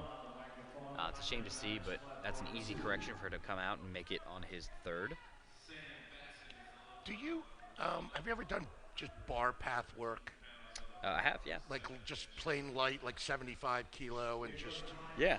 And just get in and out of your setup like for an entire workout? Not for a whole workout, but for sure it's something that kind of you need to practice and get used to. Yeah, the unrack, getting in a position where the bar is. The interesting thing is for squat and for bench press especially, your bar path might actually change the heavier the weight gets, the closer Right. to your max. And so Correct. it might be different to practice that at lightweights than it is to practice for heavyweights. Correct. Correct. Sam Bassan, speaking of bar path, couldn't quite stay in his bar path and bails on 187.5. See if you can keep it in that groove. Basically, it's a center of balance, and if you're outside of that center of balance, the bar will either fall forward or backward, as it did for Sam. Meanwhile, Thomas Senich, 200 kilos, 15-kilo jump. This is a big jump for him. Well, you know what happened to Sam is he didn't pull it down and continue to his spot. He kind of rolled his hands, so his elbows flared up, and that's kind of what happened there with him. 441 is locked out. 3 white lights. All right, Thomas. Successful 3 whites with that 15-kilo jump. That's huge. I'm not sure what his PR is, but that's a massive 441-pound bench press.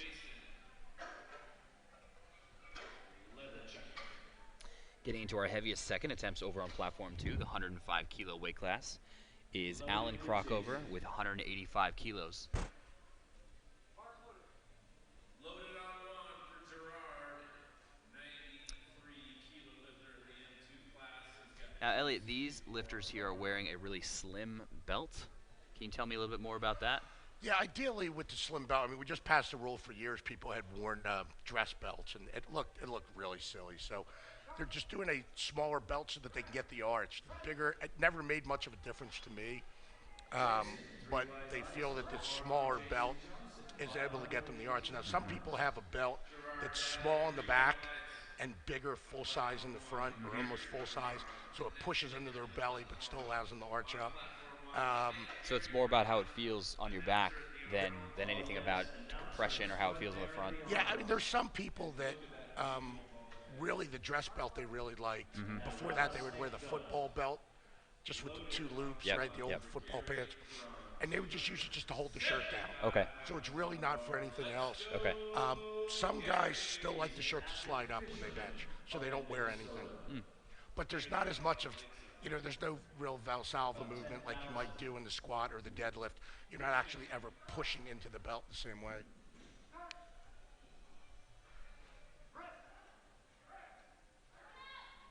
Wow, the power there. Jason Johnson blasting up 235 kilos. 3 white lights there from the Johnson family. Richard Johnson coming out next on 1. Richard Landry on 2. Loaded on 1. Wow, that's a very impressive bench press. Speed on that thing was enormous. Yeah, Tom, you were talking about Tom Sench's. His best bench press is 218.5. Okay. But I'm kind of wondering if that is in a single lift capacity. Because it's much harder to bench after you've already squatted. The squat just bangs your shoulders up. Yeah. Well, in the meantime, he's taken 207 today. No changes for bench press, so he's locked in at 207. Yeah, that bench press, it looks like Tom, that was a bench press only. Our M4 lifter, Richard Landry, taking 95 kilos.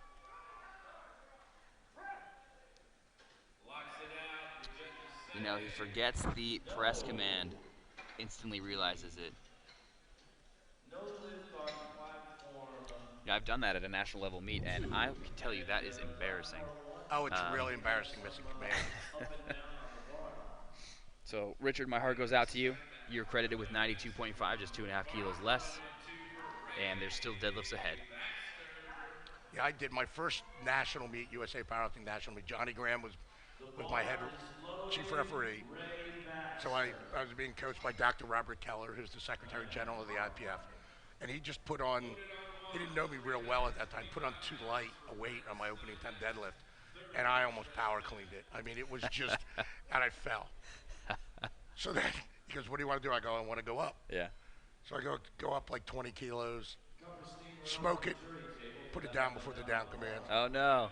He goes, what are you going to do? He goes, all right, we're going to stay. I go, no, we're going up by 15 kilos. Yeah. I hit it, but it's embarrassing. It's really embarrassing. I get so excited. Slammed the weight down, walked away. Yeah. I was like, oh, son of a. It's probably the most common mistake among novice lifters, I think. Yeah, it is. For new lifters especially, practicing the commands is something you really want to make sure you do. You want it to feel automatic by the time you get here. Hey, actually, speaking of big bench presses, Jason Johnson has nominated 243.5, which is some kind of national record. That is his, yeah, it's a Masters American, and that will exceed, I forget whose that is, but he wanted the 243. So it's in, it's on the board. Based on his second attempt, that's well within reach. Yeah, and he'll hit that, but he came in wanting to hit that. So Daniel Gonzalez, platform 1, lifter who couldn't quite get his feet flat to get that start command. See if he can get the setup here. 165 on the bar for Daniel Gonzalez. Don't forget 9 for 9 Media is in the house. Get your photos. Yep, gets the start command. 9for9media.com. It's not easy, but it's third attempts here. We're pushing weight. Yeah, he's got it. Nice cleanup, Daniel. Yeah, and that 243 is Ken Gax, and he wants to take that. He's here this week. Yeah, he is. No more changes. Yeah, he's here coaching. He was here at the NGB meeting. He's just Now he gets to sit in the audience and really watch this involved. attempt. Yep. No good for Payton on 2. No lift for Austin. We got 4. Yeah, 243 and a half. On the bar for Noah Johnson. So you can start seeing patterns on the board. If you look at somebody's lifting, like if I look at the board and I just stare at it and I see weird numbers, like the patterns jump out at me. Yeah. And you could start seeing a flow to how elite lifters start to call their numbers. 3 white. Noah Johnson having a stellar day. He's 6 for 6 so far. Yep. Finishing up with 182.5, and I think, as you mentioned earlier, Noah is just getting started in his career. A young T3 lifter. Sam Bassan. Everybody's watching. Even And the kids are so mature because Kimmy, I think, went, her first Open Worlds was 2017, I believe, with Czech Republic. And I'll tell you, she was in better control than most of the rest of her female teammates. There were a few of them who were man down by night at the banquet, and she was just taking care of, I mean, she had her fun, Yeah. but she was taking care of everybody and maintaining. Yeah. Because it's not whether you have fun or not, right? It's whether you maintain. Sure. You know, and it's just a credit to her, Absolutely. and that's a credit to the parents. Oh, Sam fights for that. Just kind of gets over his head a little bit as he works to He press just- that out to lock out. Not Boy, quite he's there. having a rough day, man. Yeah, I'm sure it's not the day he wanted. Here comes Brian Callahan. He's got, what, one squat, 413.5. one bench press? Yes. Brian Callahan. Thomas Senich, New Jersey. our big bench presser, loading that 207.5. Got another few heavy bench presses over in the 105 kilo flight, leading us toward that national record attempt. Directly after that finishes, we'll go directly into flight B. See if Thomas can take care of 207.5. Speedy attempt over there on 2. 3 white lights for Brian Callahan.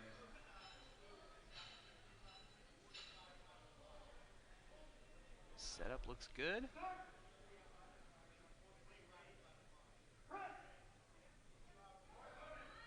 Well, he came to work today.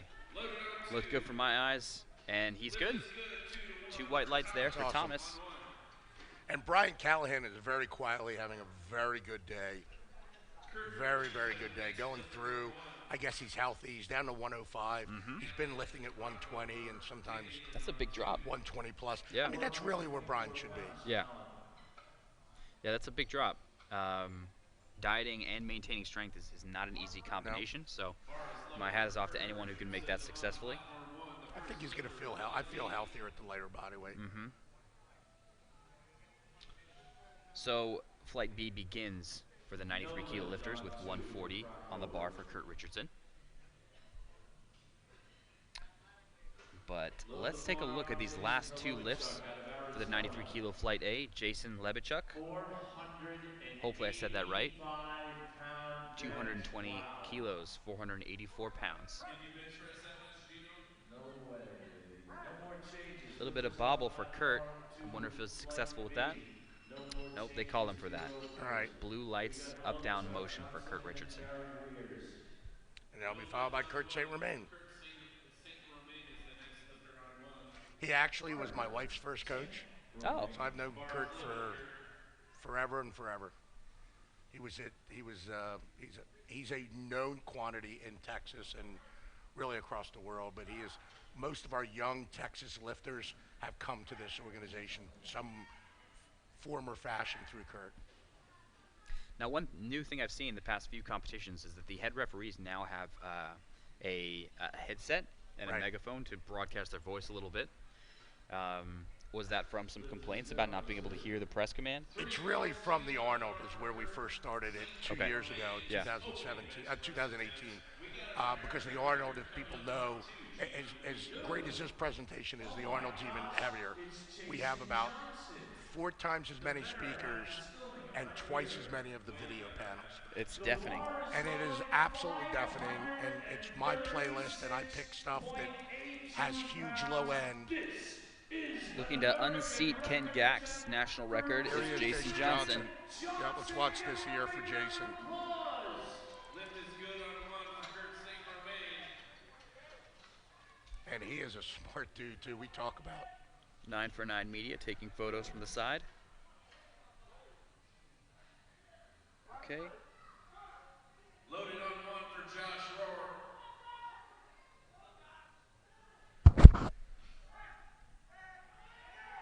wow. Wow. He came for that one. You know what that was? He just beat Kenny Gax. And he came for them. And again, this stuff doesn't happen by accident, right? I mean, He's throwing the gauntlet, Gax. and it's funny when I hear we have so many new lifters in the sport.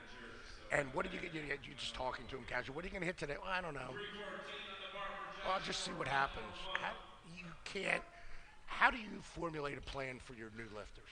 It has to be about longer term and what the lifter wants, having a plan in place, using information over time, refining that information over time, learning more about the lifter and what works best for them. Are you guys using any personality tests or anything to try to be able to program or match with your clients? I don't know if there's a whole lot of ability to match personality to the way someone trains as there might be with someone's maybe testosterone profile or something Right. more biological than mental. Personality profile certainly might change the way you talk to someone, for instance. You know, Right. how might they respond best to either being treated like a soldier or having more say in their training, or Gotcha. just kind of being at the receiving end of training. Some people like to be more involved, some people like to be less involved, for sure. Yeah, it's because I know I talked to Mike Toucher extensively, and he'd been using some of the psychological testing as to who is more outgoing, who's more introverted, and Right. and trying to match people. And I haven't followed up to find out what he thinks the success level, because most of us that are coaching really try to track performance Yep. based on variables that we're filling in. Right. And now I've been in the sport since the early '80s, and I just discovered, or am just in the process of discovering, that I am a fast peaker. I never thought I was a fast peaker. Yeah. And because of switching my training styles, I transmute very quickly. Yeah. I could do something for a 2-week cycle and come back and demonstrate new strength, which is, I never thought I could do that. Yeah, that's extremely short. Yeah. 2 to 3 weeks, and I can show something new. Toucher would say that your time to peak is pretty low there. Yeah, I'm a short peaker. Yeah. Scannell taking 200 kilos for his opening attempt. We're now in Flight B for both of these platforms. Now, again, when I'm saying that, I'm not actually developing new strength within that 2 weeks. I'm exposing it and allowing it to perform. I don't want people to think that you're going to get technically stronger Right. in a 2-week period or a 3-week period. Yeah, it takes time for some of these adaptations to happen. Yep. And I used to be a person that never missed workouts, never backed off, and my weight, my totals were constantly going up. I feel more comfortable right now being in that camp where I'll come in, I'll do it usually something at an RPE 8, which for me are usually almost the same or going up slightly every week. Yeah. And then come back and go much lighter, be working somewhere in the 60% for my work. Sure. And it seems to be working better. Yeah, I like that style of having something heavy followed by something much lighter to get in some training volume. I don't think you can kind of maintain either end of the spectrum. If things are too light, you're really not going to progress. There's not enough challenge in your training. Right. But if things are too heavy, too frequently, it just beats you up so much for many athletes that you hit a wall much sooner than expected. Yeah. I think it fries your CNS, but I think also training in too heavy a range starts to degrade your technique, and I think also puts you at risk for tendon, ligament, joint injuries, and you're also oftentimes overpowering some of the smaller muscles and not letting them develop. And I think working perfect technique or near perfect technique at lighter poundages, somewhere in the 60s or low 70s, seems to be able to build those systems and maintain some of those integrities. Yeah. Yeah, there's certainly many roads to Rome in terms of getting stronger. And I guess part of the process of coaching is finding out which is your road specifically. Correct. Everybody's different. That's the thing. Cody Wilson with that difficult day on squat, at least turning his attention to bench press, opening up at 190 on platform 2. All right. So while we were talking here, we were talking the big battles going on between Matt Roddick and Shane Brady. Matt missed his opening 210. Right, so now we're kind of going back and forth here. He's got 210 in for his second. If Shane, we got Dale's up now at 215, but we got Shane's coming up behind him with his 240. If he hits that 240, that's a major swing right now because Matt doesn't even have a subtotal. And Shane's added 240 to his subtotal. Difficult opener for Dale McLaren between those two, but he takes 215. I'm not sure how much is left for a second and third, unless there was some technique error there. With a massive 240 is Shane Brady getting loaded on the bar. That's going to be interesting with Dale because he really wants to go about 240 today. Okay. I wouldn't even think 230 is there based on that opener, but again, I've seen things look dramatically different from a first to a second attempt. Wow.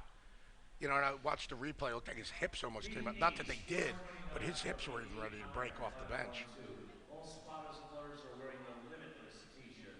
All right, so Shane Brady's up here, and this is huge. This is, again, we're going to see swings like this back and forth because we were saying before, Matt needs to go 3 for 3 in the bench.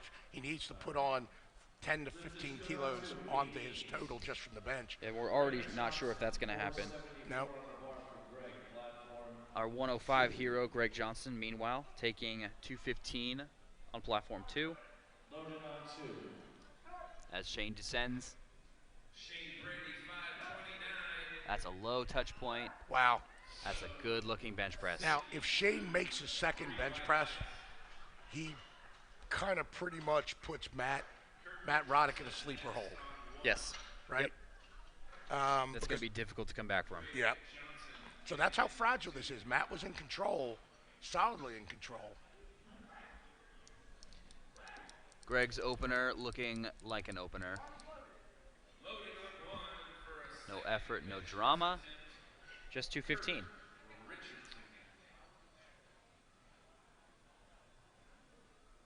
Because right now, after opener, Shane is at 560. If Matt makes his second attempt, and we're not even talking about Shane making his opening attempt, Matt will still be 5 kilos behind him with only one bench to go, Shane having two benches to go. I'm noticing between these 93 kilo and 105 kilo classes, the bench presses are actually pretty similar. Very similar. There. Squats are a lot bigger in the 105s oftentimes, but bench press really very close. And there's not much difference between 205 and 230 in body weight. For the bench press specifically, and I noticed the same thing in raw actually, specifically with the 93 and 105 classes. Yep. There's a lot of parity in those numbers there. Well, it's the 93 and 105s are kind of where the like 75s and 82.5s were. Years ago, it was the 165 pound and the 181 classes were those classes that were kind of matched. Yep. And because of Americans are getting bigger, but I think because of training methods and eating, right? Because I think guys are eating as a lifestyle now instead of just eating pizza. They're counting macros. Guys at the gym all the time, man, I'm 30, I'm 30 behind on my carbs right now, or 50 or 100. So now that 165 and 181 paradigm right there, that lock has moved to the 205, 231. Khaled Schuler, pick up that conversation in just a second. Khaled Schuler at 240 kilos, our heaviest opening bench press for this morning session, 240 kilos. Daniel Elmore bar is loaded on one 336-pound open. And the funny thing is, oftentimes the 120s, average lifter at Worlds, totals more than the average super heavyweight. Yeah, I've noticed that as well. Which is an interesting thing. I think part of it is just because there's not that many big guys out there. Mm-hmm. So you talk about your theory of large numbers. There's a lot of guys that weigh 250, 260. Not a lot of guys that weigh 340. Sure, absolutely. Khaled successful there with 240. I talked to Khaled between squat and bench press. He was the lifter who weighed in at 104.99. Right. No problems making weight. Just happened to step on the scale and just at 104.99. Man, I would be breathing a sigh of relief after I came out from that weigh-in, though. Yeah. Well, and now that I'm back in training full time, I'm going to start again this week. I do body weight morning and evening before I go to bed, so that I know what my float is, how much I lose overnight. Yeah. Right. And if I'm dropping too much, to add some food back in, right? I do morning temperature, right in bed, and resting heart rate. Mm-hmm. And I track them over time. It's got to be a moving average. A day-to-day doesn't mean anything. Sure. But if you're tracking a moving average by a week or 2 weeks or a month, you start to see those numbers fluctuate severely. You got to do something. Absolutely. Either change food, training, sleep, something needs to be done. Yeah.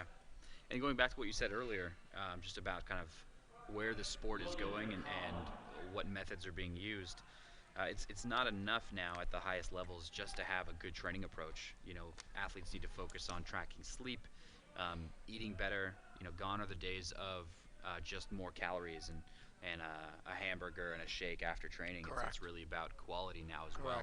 You know, the funny thing is they've done a ton of studies on post-workout food, and everybody has these special shakes and everything, and they've done some huge studies that the perfect post-workout drink is chocolate, commercially available chocolate milk.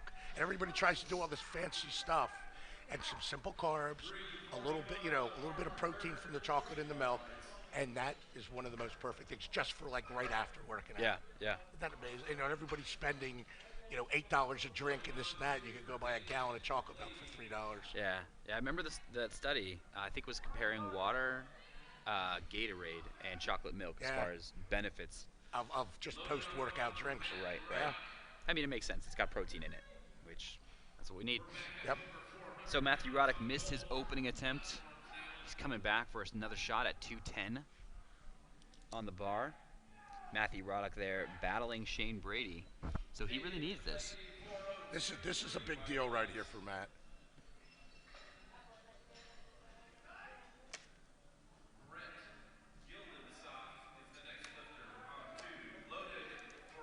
Now realize here's a thing, and I'm not sure. I'll talk to Matt about it at some point.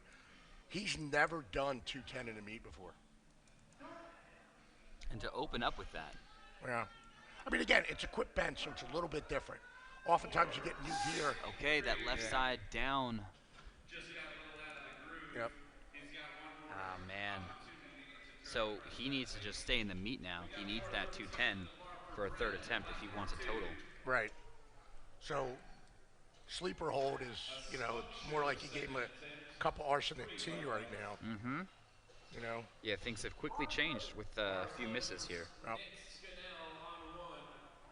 And that's how fragile it is. One attempt, it's that fragile. It's not about who's the strongest. It's about who is going to demonstrate on the platform. Absolutely. The greatest skill, make the most number of lifts. I mean, it's rare that you go to a high-level meet and someone wins going 5 for 9. Well, let's take a look at the lifting cast here.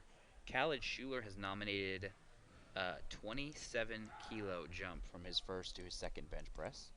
Yep. 267.5. That's absolutely enormous. Huge. Lift is good on 2, 3 white lights. 474 on the bar. Just to put things in comparison, that is not far off from where some of the squatters have finished their third squats. Right. Our few heaviest benches of the 93 kilo class: Nicholas Scannell, 215.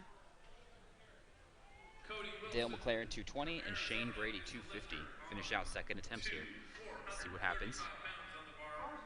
And I mean, Shane doesn't even need this at this point. I mean, obviously he wants it because he wants to come in. He wants to come in and put some big numbers up. Yeah, well, I think the goal has shifted now, and the clouds have cleared. And it's a wonderful thing just to be able to focus on yourself at a national competition, not have to worry about who's chasing your tail. Just make some lifts and have some fun. Because even if the outcome is the same, I feel like when the pressure's gone, you can perform better. now Dale would like to PR the bench. His PR is 230. The way it's going, let's see what happens here on Dale's. Way better, and that's why equipped is so tough. It looked like he's getting crushed. I think he can take that jump to 230 or 232 and a half even. Yeah.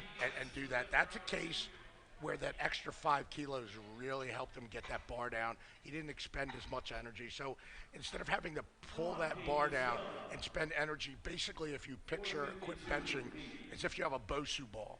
You want to pull that bar right down through the middle of that bubble. If you go above it or below it, you're going to see what happened with Dale. Yeah. So that extra 5 kilos, 11 pounds, may just help you be able to pull that down and use less energy. And he's nominated 227 and a half. Shane Brady mean mugging 250. Team Alaska watching from the audience. His friends cheering him on. Simultaneously, Greg Johnson has jumped to 225 as he sets up for 225. Now again, Shane wants this. Let's see what happens here. You know, we were talking about the American record, but let's see here with this 250. Greg locks out.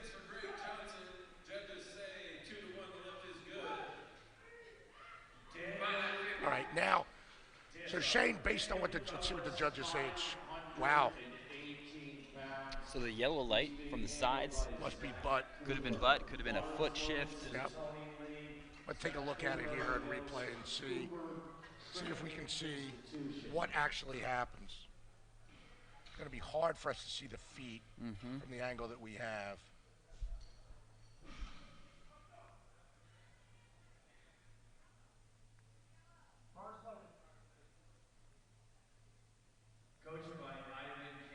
The feet look stable, so that had to be the butt. Had to be butt. Yeah. And it got called by both sides. So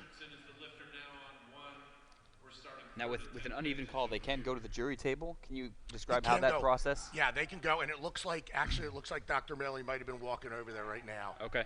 to appeal that. I think I just saw his head going by in the screen. If so, a 3 white light or a 3 red light lift cannot be appealed to the jury, who are the 3 referees that oversee the platform.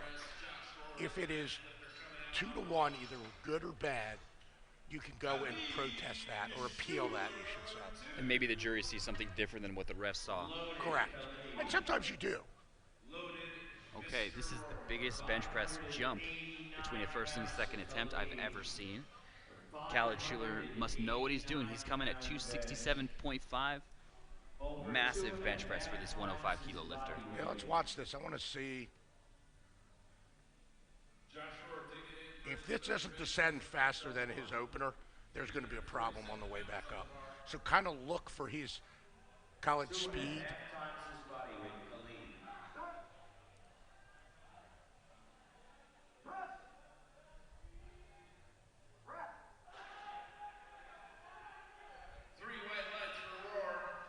Wow. That was a nice push. Let's see what happens. Yep. 2-1 there from the front and the side That may be a for head. Khaled. beat the press command. Ah, did he? That's a We really heartbreaker. can't hear that. That stinks. So for you guys listening, he beat the press command. St. Romain on platform 1. Jared Weirs is the next lifter on 2. Yeah, and you could see it. It really didn't even pause at all. Man, that's a heartbreaker because that was a strong press. Yeah. But see, that's a case of really not being confident in your press. And that's a lot of times why people jump. It's why a lot of people cut. You'll see, well, they were so deep on their first and second attempts. Why are they so high on their third? It's because of the head. It's because of what you and I were talking about before we went on the air, and we'll move into this a little bit during the deadlift. Yeah. Is about where the vanguard of powerlifting is going with things over and above what you're doing in the gym to get good. And one of them is, the sports psychology and being able to feel, being able to replicate everything over and over again mentally. Right now, Daniel Elmore, 162.5. He's up 10 kilos on his second. Platform 2, Colin Copel, taking 182.5. and Daniel Elmore was the lifter that the spotter and loader touched it.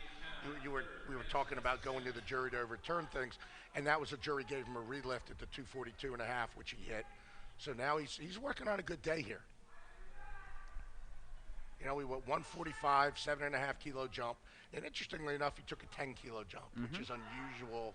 To see a bigger second or third. Second or third. Now they may know that they adjust the shirt a certain way and pull it down. Yep. That they need this 10 instead of 7.5. 402 pounds, Colin Copel, 3 white lights. Colin Copel is good. So we're making light of this, but we are looking at the next 7, 8 bench presses, all over 440 pounds. Yeah, it's huge. Matt Roddick has got the lightest bench press right here, and he's at 462. That's just crazy. This is a pressure situation. He's gotten out of his groove near lockout on both his first and second attempts, especially on the left side, and that bar just comes forward and down. If he doesn't make this, he's out of the total.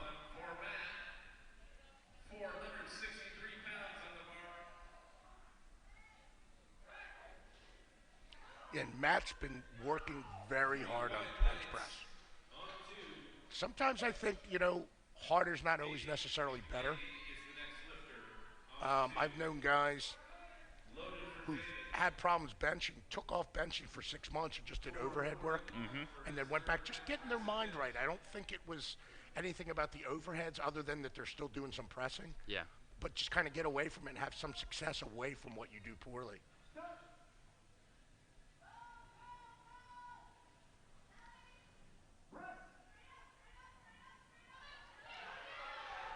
Again, it's that left side. That happened on every attempt. That's something to take a look at. I don't know whether he's in pain, some forearm pain, some shoulder pain, some imbalances there. But that does change things. So massive squats, unsuccessful at 210 on bench press. I mean, he out-squatted Shane Brady. And I'm sure Matt's still going to pull. I don't think he's the type of guy who's going to pull out of the meet. Right. Unless there's an injury going on. Yeah. There's something with that arm where he thinks it's going to make it worse in the deadlift. Right. Guys, if you come and you travel to a meet like this, and it's not like half an hour from your house, you spend a couple of $1,000 to come to a national meet, you're not successful on a discipline, take the other disciplines, get the experience, use the time, use the platform time, especially if you're an inexperienced lifter. So that frees up Shane to now think only about himself and his own total. Correct. About this reattempt at 250 coming up in just a minute. 441, third attempt for Kevin. Kevin Nicotera happy finishing up at 200. Yeah, and you have so now you have a Daryl McLaren who's going to be up next. One lifter following on platform 1. He had some injuries, had a bad squat cycle, so we concentrated on the bench. He's going to try to hit near a PR bench. Okay. Right, Yeah. 227.5. He's done 230.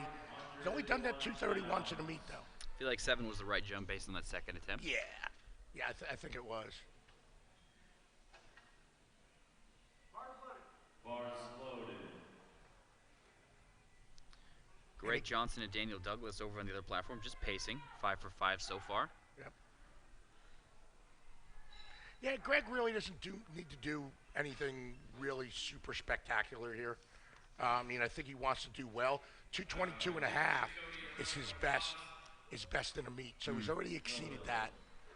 So he's feeling awfully good. Well, he just has an outstanding deadlift. That might be more than most of the super heavyweights that we'll see this afternoon. That'll be, maybe one of the heaviest deadlifts of the entire competition. The only person that you'll see who maybe pulls more, Joe Capolino may pull more than that, but there's not going to be, with Ian Bell not being here, right.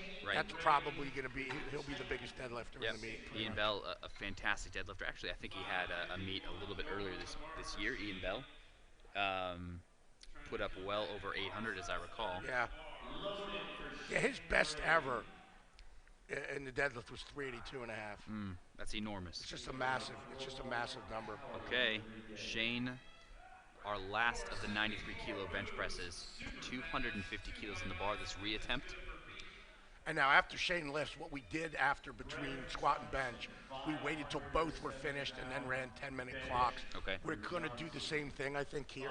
That way we're kind of finished at the same time. Yeah. Can he keep his butt down? I think he should be able to do it here. Yeah. Just like last time, simultaneously Greg Johnson setting up, 230 over there. Let's go, Shane.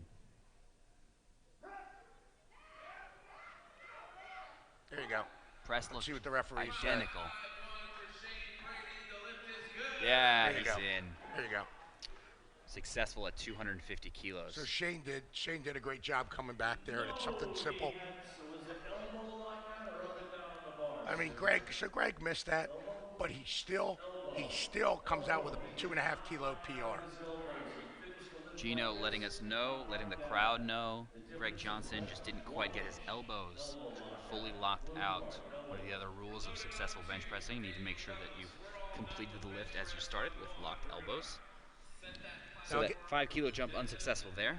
Now Greg's having a great day for Greg. I mean, he had PR 365 squat today. He hit 355, but he's been training with a back problem, so he's not doing the volume. Yeah. So within 10 kilos of a PR, which got him onto the medal stand, right, second place in 2017, that's pretty darn good. He's got a PR bench going for him, and then he's just going to try and pull and see where he's going. Turn our eyes to platform 2, still lifting. Daniel Douglas successful with that 5 kilo jump, 240 kilos. It's massive.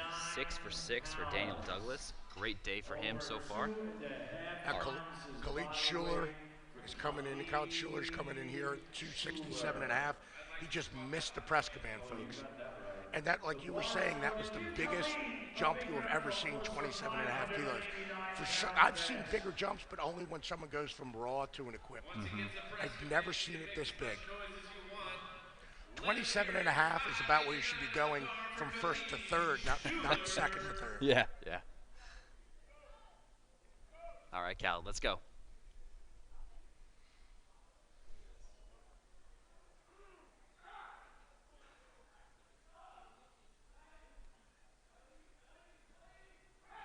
That looks in line. Couldn't quite get that right side to lock out. That's difficult. Man, for some lifters, it looks like they're kind of working both sides together to try to kind of wiggle back and forth to press that bar out to lock out. I've seen that, especially on heavier bench presses. Yeah, and your bench presses, form-wise, at least in a competition, should not vary that much. Because you're talking about in the bench, so we were talking about opening in the squat, you're going to be somewhere around, I'm going to be somewhere between 90 and 92. You're talking like 91. We're in the same range for that. Yep. A 90%, 91%, your form should look darn close to your 97, 98, 100%. Yep. Your 102, 105 might, because it's obviously something you haven't handled. Push new territory, yeah. Right? But you're 91, so you're opening at that, and now, so that's on the squat.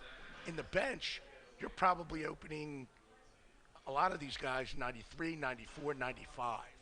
And there's two reasons for that. One, you just don't have any weight on your spine as if you do in the squat and the deadlift. Your central nervous system is not being charged and really excited as much.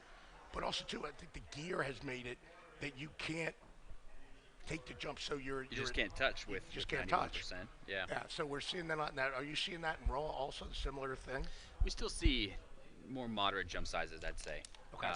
That said, the jump sizes for bench press are a little bit smaller than they are for the squat and the deadlift. Part of that is just the numbers are less. Right. So the same percentages just amount to a smaller jump size. Correct.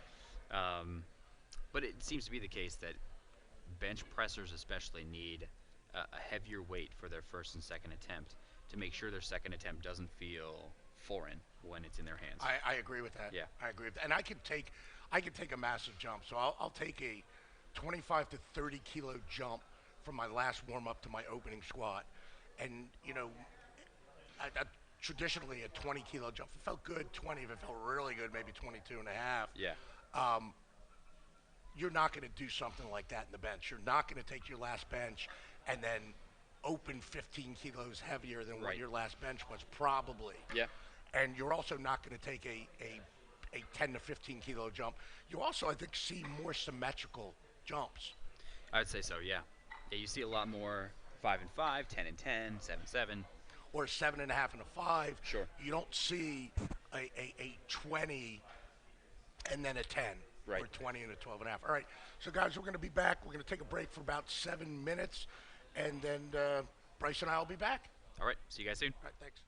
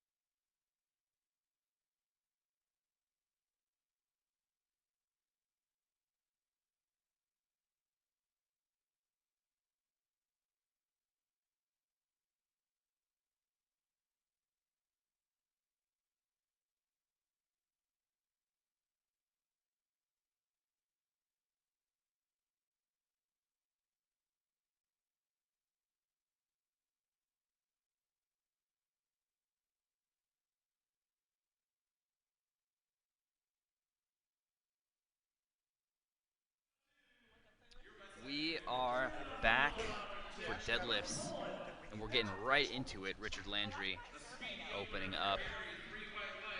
Sorry, that was Gary Gran. We're looking at 2019 Open Nationals as we head into deadlifts for the 93 kilo and 105 kilo weight classes. That's 204.6 pounds, 231.8 pounds. Getting right into things, a lot of these lifters are looking for their spots on respective world teams, Masters World Team, Junior World Team, Sub-Junior, Open World Teams, as everyone's trying to put out their best performances and finish out these competitions. Now, I think the biggest deadlift we're going to see, we've got a little while to wait before that. Greg Johnson in the back, warming up for a 340 kilo opener. I talked to his coach back there. He's looking for a Carpino score. Elliot, can you tell me about the Carpino score and how that plays into this? Yeah, the way the Carpino works is that we take a 5-year average of, I believe we're using the 5th place finish at Worlds right now. So it's a rolling average, right? As the totals go up, the Carpino goes up, but it's based on placing, okay? So we're looking for people that can basically get on the medal stand. If you're, because the 5th place is oftentimes really close to 3rd. It's really close to being on the medal stand. So we're trying to self-select for people that are the ability to get on the medal stand. So it's a rolling out. So he wants that higher Carpino formula. God, if something happens, that he could still be an alternate, however it is. But that's what we're doing. So on the men, we have 8 weight classes. There's 8 men that go. But we select by Carpino, so you may have multiple people in our super heavyweights. Normally, it's Joe Capolino and Blaine Sumner who are lifting in the 2 o'clock session. If they both score totals, more than likely they will both be on the team because one of them will get picked because of Carpino placing. Got it. Because I'll give you an example that's close to home with you. In the 84 kilo women, with Natalie and Monet, the most you can come across in any one class is 21 points. Okay? First place is 12. Second place is 9. So between Natalie and Monet, they came up with 21 points. They got a gold and a bronze. Yeah. And in the super heavyweights, we came up with the full 21 points between Becky Holcomb and Benica. Yeah. So the idea is that we're trying to maximize our medal count. Okay. And that's what helps do that. So Greg's coach let me know they're looking for a 10.0 or higher Carpino score. And to get there, Greg's going to need to finish out somewhere around 365 today on the deadlift. Which should be easy for him. He's opening at 340. His best ever is 372 and a half. And I know he wants to smash that. Yep. Yeah, he absolutely does. Greg's one of those guys, he's going to put it all together one day, and we're going to start seeing some big numbers from him. He's a great competitor. He feels it deep down. One day he's just going to wake up and just be pissed off and just go, I should be the best 105 in the world, and he's going to put on a hell of a performance at Worlds. And you know that. I'm sure you've seen it with athletes. You just finally wake up and say, what's going on. That's where I think the mental aspect comes into play a little bit. One of the things I think people get confused about is this idea that gets tossed around is someone's a winner or someone's got the attitude that it takes and that it's somehow innate in what it is and that it's not learned. You can certainly learn and you can change, and there's not this thing that some people are just a winner and they have what it takes. Right. It has to do with culture, it has to do with environment, what you're exposed to, how much success have you had over time, and how much confidence does that give you going forward. All these things can play into it. So we've got the same weight being lifted on both platforms right now, 260 kilos. Gilbert takes it and is successful there. Daniel just got his hands on the bar. Easy opener over there. Yeah, and it's interesting too because, I think there's, so I always was taught this way. I had a great anatomy and physiology professor, Zeb Kendrick, who was one of the real kind of founders of physiology. He was a big name years ago. And he says, here's what it is. He said, people want to know, is it nature, nurture? He goes, well, nature gives you a range of where you can be. Nurture is where you're going to wind up in that range, right? And where you wind up in that range also depends on showing up. Sure. I mean, 90% of success is just showing up on time and doing at least the minimum. Yep. Because most people don't even do the minimum, whether it's a job or a powerlifting. Yeah, I fully get behind that.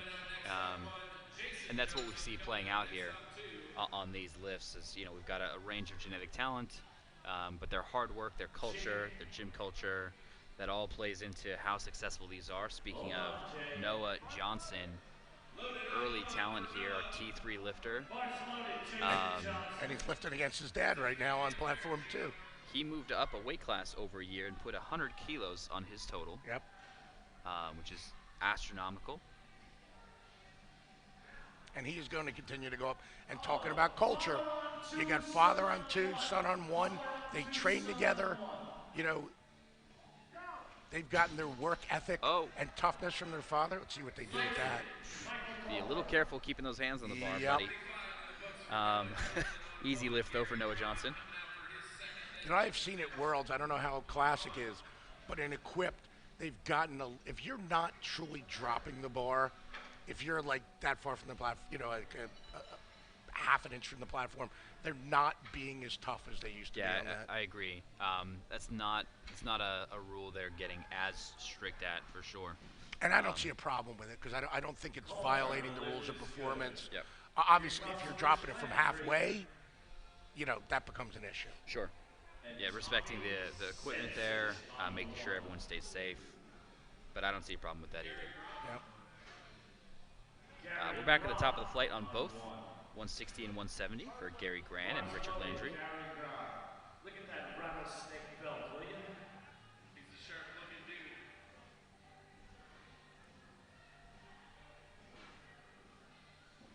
I didn't see what happened on Sam Bassan's opener, but Sam is not having the day he wanted with a missed opener at 277.5. We'll see what happens on his second. Yeah, and you know, this is the theme that we've seen with him. He is a strong guy, so we'll use Sam. And Sam, we're not picking on you. Sam's family, we're not picking on you. We're using him as a teachable moment. Here's a kid who is strong. He's a T3, which means 18 to 19 years old. But he has to demonstrate that strength on the platform. You know, he's got, if you look at the board, he's got a lot of misses and not a lot of makes up there right now. And that comes down to not how strong he is, it's really working on his technique and attempt selection within the meet. Yeah, those are teachable moments. As lifters, we've kind of all had those. Yep. Things to go back to the drawing board and make ourselves better as we go forward. That is the process of powerlifting and self-discovery as we work to get better. Sometimes when things go right and everything goes perfect, sometimes you have no idea why it happened. Stuff goes bad, you can really sit back. Sometimes big mistakes can help you move forward, help you correct things. Yep. Well, we really haven't given our sponsors a shout out. Just want to talk a little about everything that it took to make this meet happen. Rogue, most of these athletes are wearing Titan equipment. Renaissance Periodization providing nutritional support for athletes. Stark Performance, they were just talking giving sports massage and medical help to the athletes the entire weekend. And of course, Rogue with the equipment and SBD, another huge sponsor. Everyone making this competition possible. Yeah, you and I have both gotten treated by Jasmine Stark.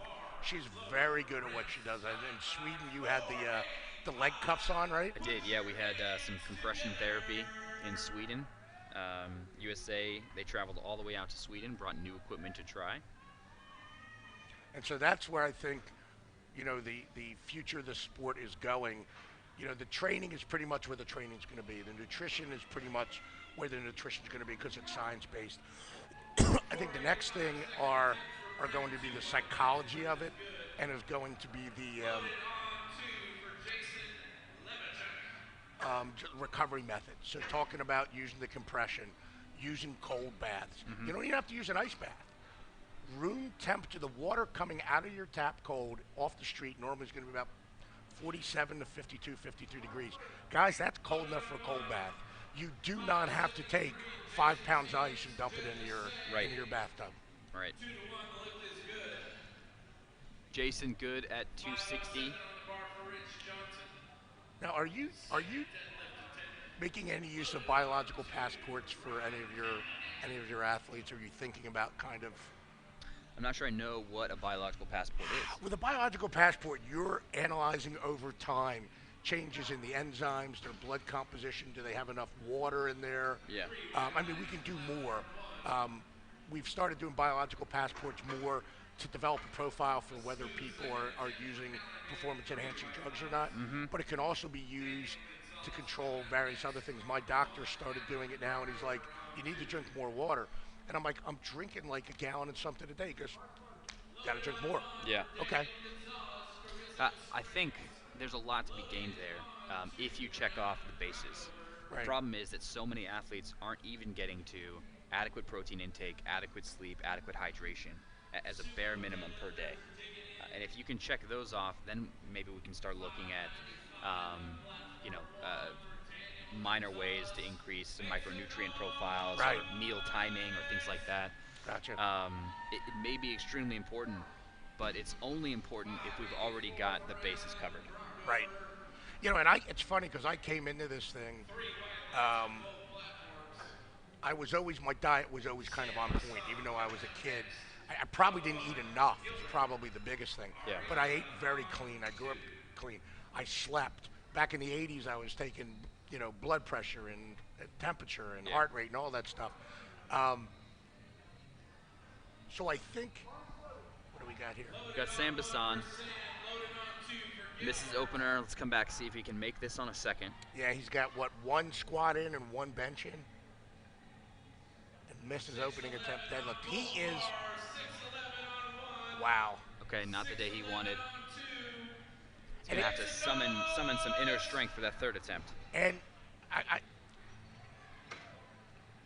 I think for setting your numbers, you need to set your numbers for where you are, not what you want to do. And Yes. I think too often younger lifters come in, I want to do this.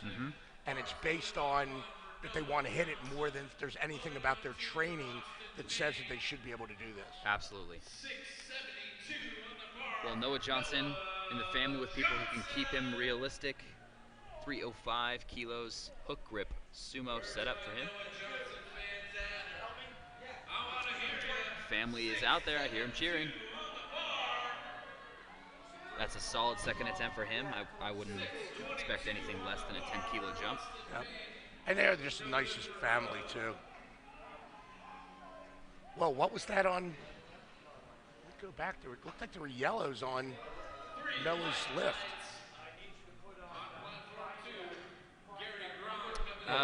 Noah got it red. Yeah, that's what I said. Two. Let's see what. Did his shoulders finish forward? No, it looked like he had yellow cards from either side. Okay. So let's see. Let's watch this. Oh, he dropped the bar? Maybe that's it. So that was exactly. They both called yellow cards, which Yeah. is probably dropping the bar. We were just talking about that. I mean, Wow. you could do a little bit. With his days so far, I would just go up anyways. Just and go just up. tell him to keep Just his go hands up. on the bar. Yeah. And that was it Noah that we were talking about with dropping the bar the first time? Uh-huh. All right, so there we go. It's and Bryce brought it up and and that's the thing too. Sometimes they'll see something on the first one, and as a referee, I'll tell you, I'll be saying, did I see that? And you're really looking for it on the second attempt. Yeah. So I've actually seen lifters use that almost as a strategy, knowing that referees do that, sink their first squat extra deep. Yes. So that depth is not even on the minds of the referees. The other thing is, and this even gets a little crazier because, so you have the knee wraps in this.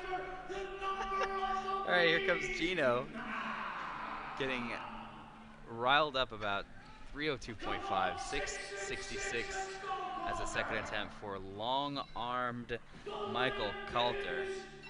Oh, he's excited about that.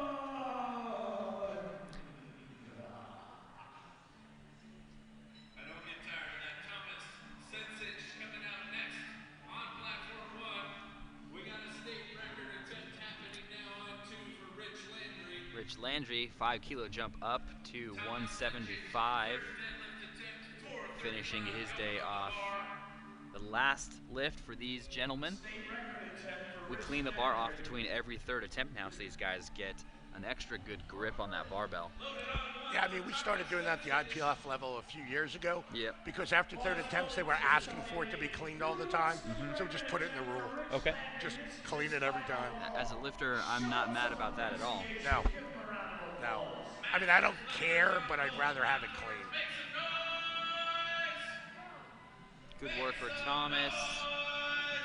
I mean, me, I like a brand new bar that the knurlings are pointy and sharp. Thomas unsuccessful with that one. I'm guessing his knees weren't locked out. Yeah, it looked like he overextended his knees. Yeah, let's see. And what happens is sometimes is that lifters will think they have to bend backwards instead of just standing up. So the first thing that happens is they're up and they're upright, and then they start to bend back and unlock knees. Yep. So let's see if that's what Tom does here. Yeah, his knees are unlocked there. He's too far back. Okay. Ray Baxter getting another attempt at 185. Ray Baxter made his squat opener, made his bench opener, made his deadlift opener. So I think he has what he needs to make the national team. Yeah, and I mean, he's only hit one. He only hit one of the 3 benches. And so far, he's only hit one of the 2 deadlifts. So obviously, he's got something going on. He's just trying to get through the day. But you notice he didn't back off. He didn't squat, but he took all his benches and he's taking all of his deadlifts. Great lift there for Gerard Daly. 227.5.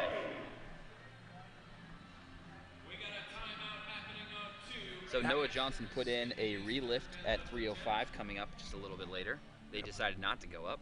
Now, they can still go up if they want right before that, see what happens. Yep. Because you can change your third attempt deadlift twice as long as that weight has not passed you. So he's reasonable. I think he's going to take the 305. He's got no reason. Yep. He's got no reason to be hiding anything right now.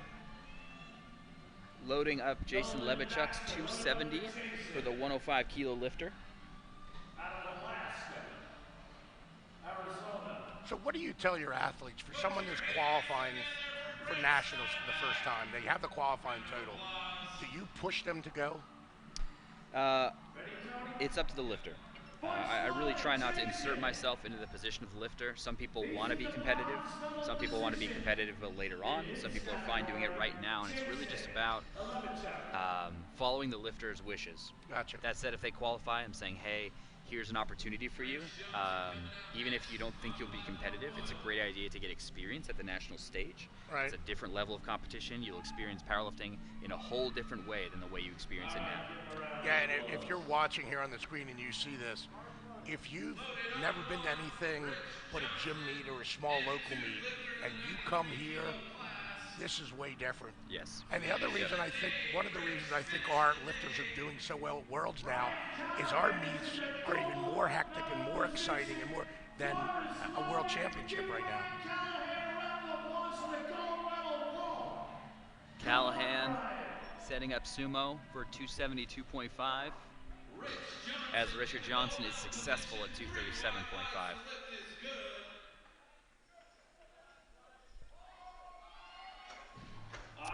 And Brian Callahan just couldn't get past to finish that lockout.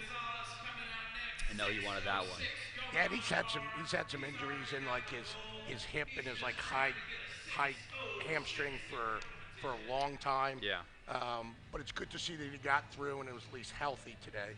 You know, in many other sports, team sports that we oftentimes see on TV, basketball, football, soccer, we see a lot more acute injuries, things happening on the field.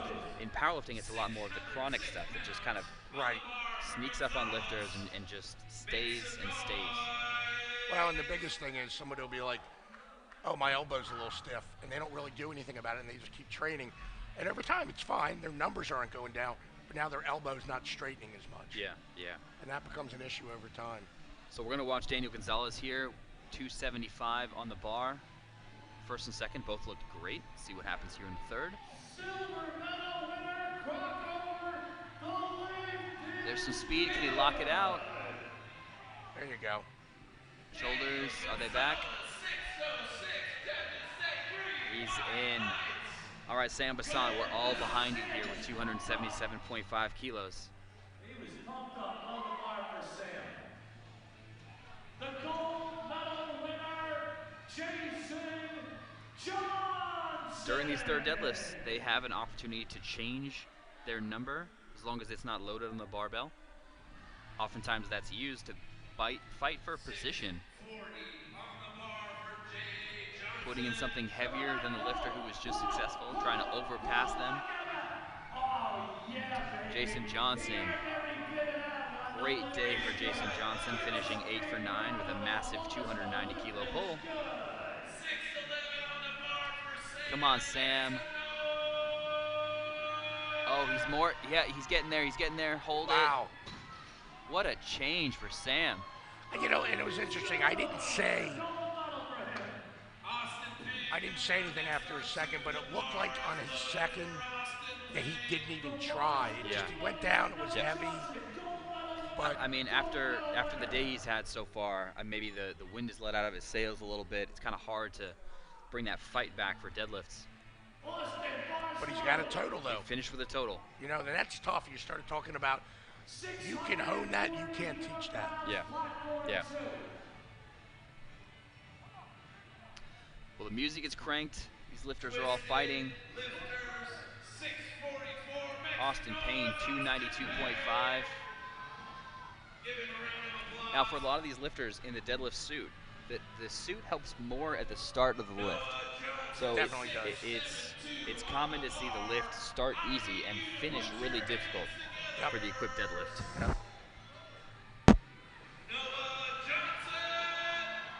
Wow, come on, Noah. I would not be surprised if we see 305 be an opener at Noah Johnson's next competition. Oh, yeah. Yeah, that was real easy. And all of the Johnsons' deadlifts have been going up. They've always been great squatters and benchers. And within the last year, they did. I mean, Kimmy pulled something crazy that she didn't even think she had a chance at it at Worlds and had a great pull. Yeah. So they've been training that a lot more, and their deadlifts are all huge now. Gilbert Arriaga just not able to lock out that 300 kilo deadlift. I know he wanted that. That was a big jump from first to second. Probably the plan for today. That's not too far off for Gilbert. I'm sure he'll get that in the near future with our last deadlift of Flight A. Michael Coulter taking 305 kilos. 672 pounds.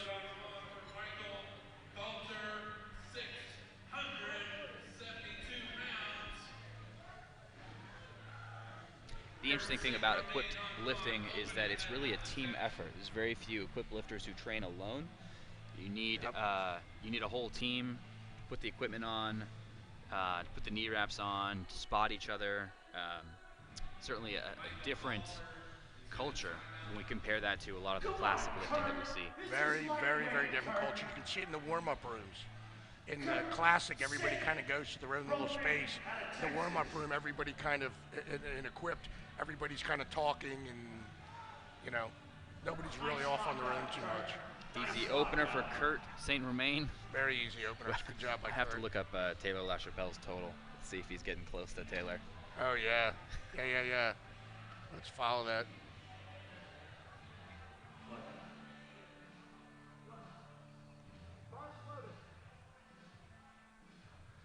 Yeah, I think he said his goal was to beat the 47-kilo woman or something. Yes. Michael Coulter timed out on his third. It looks like he didn't even approach the platform, so happy with 302, and I think it was just the automatic 2.5 kilo increase. Judges say 3 right lights. That ain't no thing for Kurt.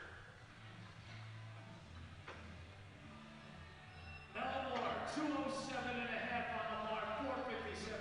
Bars loaded for Colin. Give Colin a round of applause. He's being handled by James Bang, one of the greatest equipped lifters in USA powerlifting.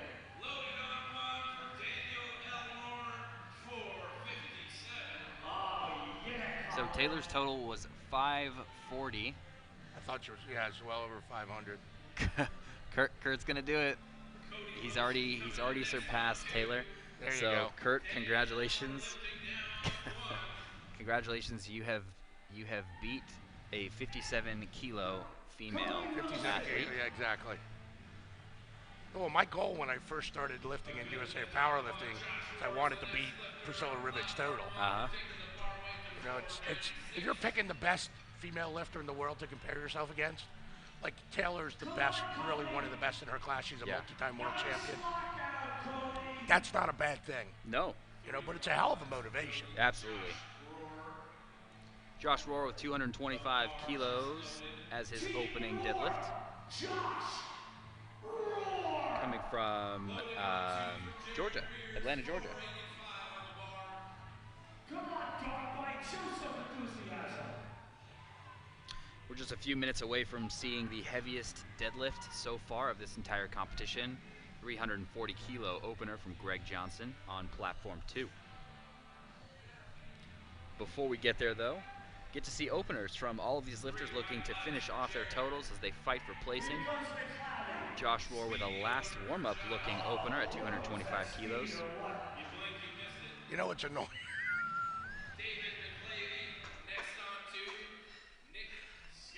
It's really annoying to me. I ran openers the other day. You and I went to the gym to train with Natalie and Benika. I just ran light openers, nothing in training, with no gear on, just a t-shirt and shorts. I hit 505. That would have put me in first place if I'd lifted today. Well, it's by a decent margin. Like, I'm sitting there going, why am I not on the platform? Yeah.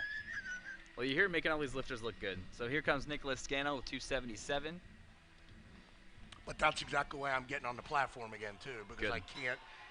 You know what? I feel closer to the community now that I'm training again and back in the competition. I feel like it's a different thing to be an actual lifter, you know, than to be in the ref chair. Yep. So many people are doing everything now. Yep. They're spotters, they're loaders, they run competitions, they're competitors, just getting involved in the sport in multiple ways.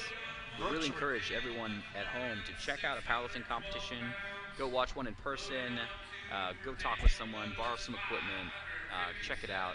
Just a great way to discover more about yourself, set some goals and crush them, get stronger in the process. It's really enjoyable and it's very much a supportive atmosphere. These lifters backstage, you can't quite see it, but they're all cheering for each other, rooting for the best performances out of each other. Dale McLaren, easy opener there. You know, one of the greatest things I ever saw in this sport was Tony Cardella won the 125 kilo class 2007 in Austria. He's been coached by Dr. Maley. Went 9 for 9, had one of the greatest days of any American lifter, 27 white lights, broke the American record in the total. And so Larry was coaching him along with Bogachev, who at that time was the Russian team coach. It was interesting. Now, Bogachev didn't have a dog in the fight because he didn't have a 125, and he wanted us to beat the Ukrainians. But it was just funny seeing the Russian Bogachev behind Larry Maley, you know, with his arms raised as Tony pulled his third deadlift to win. Shane Brady, easy opener, platform 1. What's that saying? The enemy of my enemy is my friend. Exactly. Okay, Matthew Roddick, despite missing his bench presses with that left side kind of caving in, he's back taking a 285 kilo opener. And if we're speaking louder, by the way, the volume is up here, the music's pumping. We're getting behind these lifters as they get into their third deadlifts. So Shane Brady, you know, is a 280. Now Matt Roddick.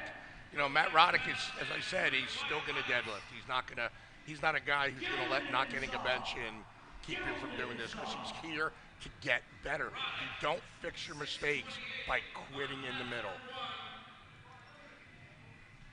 And I gotta say, I've seen some beautiful deadlift technique in these 93 and 105 kilo weight classes. I think that's one of the bigger changes, at least in equipped lifting, is that deadlift technique is so honed now. Yeah. And I think it's part of the reason, you know, for years, squat records were going up and the bench records were going up. And everybody said, well, it's just the gear, it's just the gear, it's the gear. So the deadlift records are pretty static. Now you're starting to see big pulls out of everybody. Yeah. The gear hasn't changed. I think they're just really concentrating on technique. Yeah, I think you can't just fight the barbell as much on deadlift as you can maybe on squat. Yeah, and so they're using technique. You can't really muscle out of deadlift. So we've got our heaviest last few openers. Khaled Schuler, 287.5.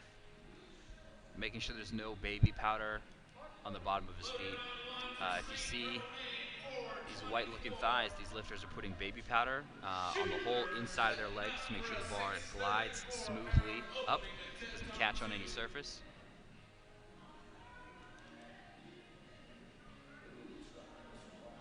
Wow, that's a great opener there. How do you decide with an athlete if they're going to be sumo or if they're going to be conventional? I think most lifters should try sumo at least. So before you decide between sumo and conventional, you want to give it a shot first. We'll pick up that conversation after we watch this massive opener from Greg Johnson here.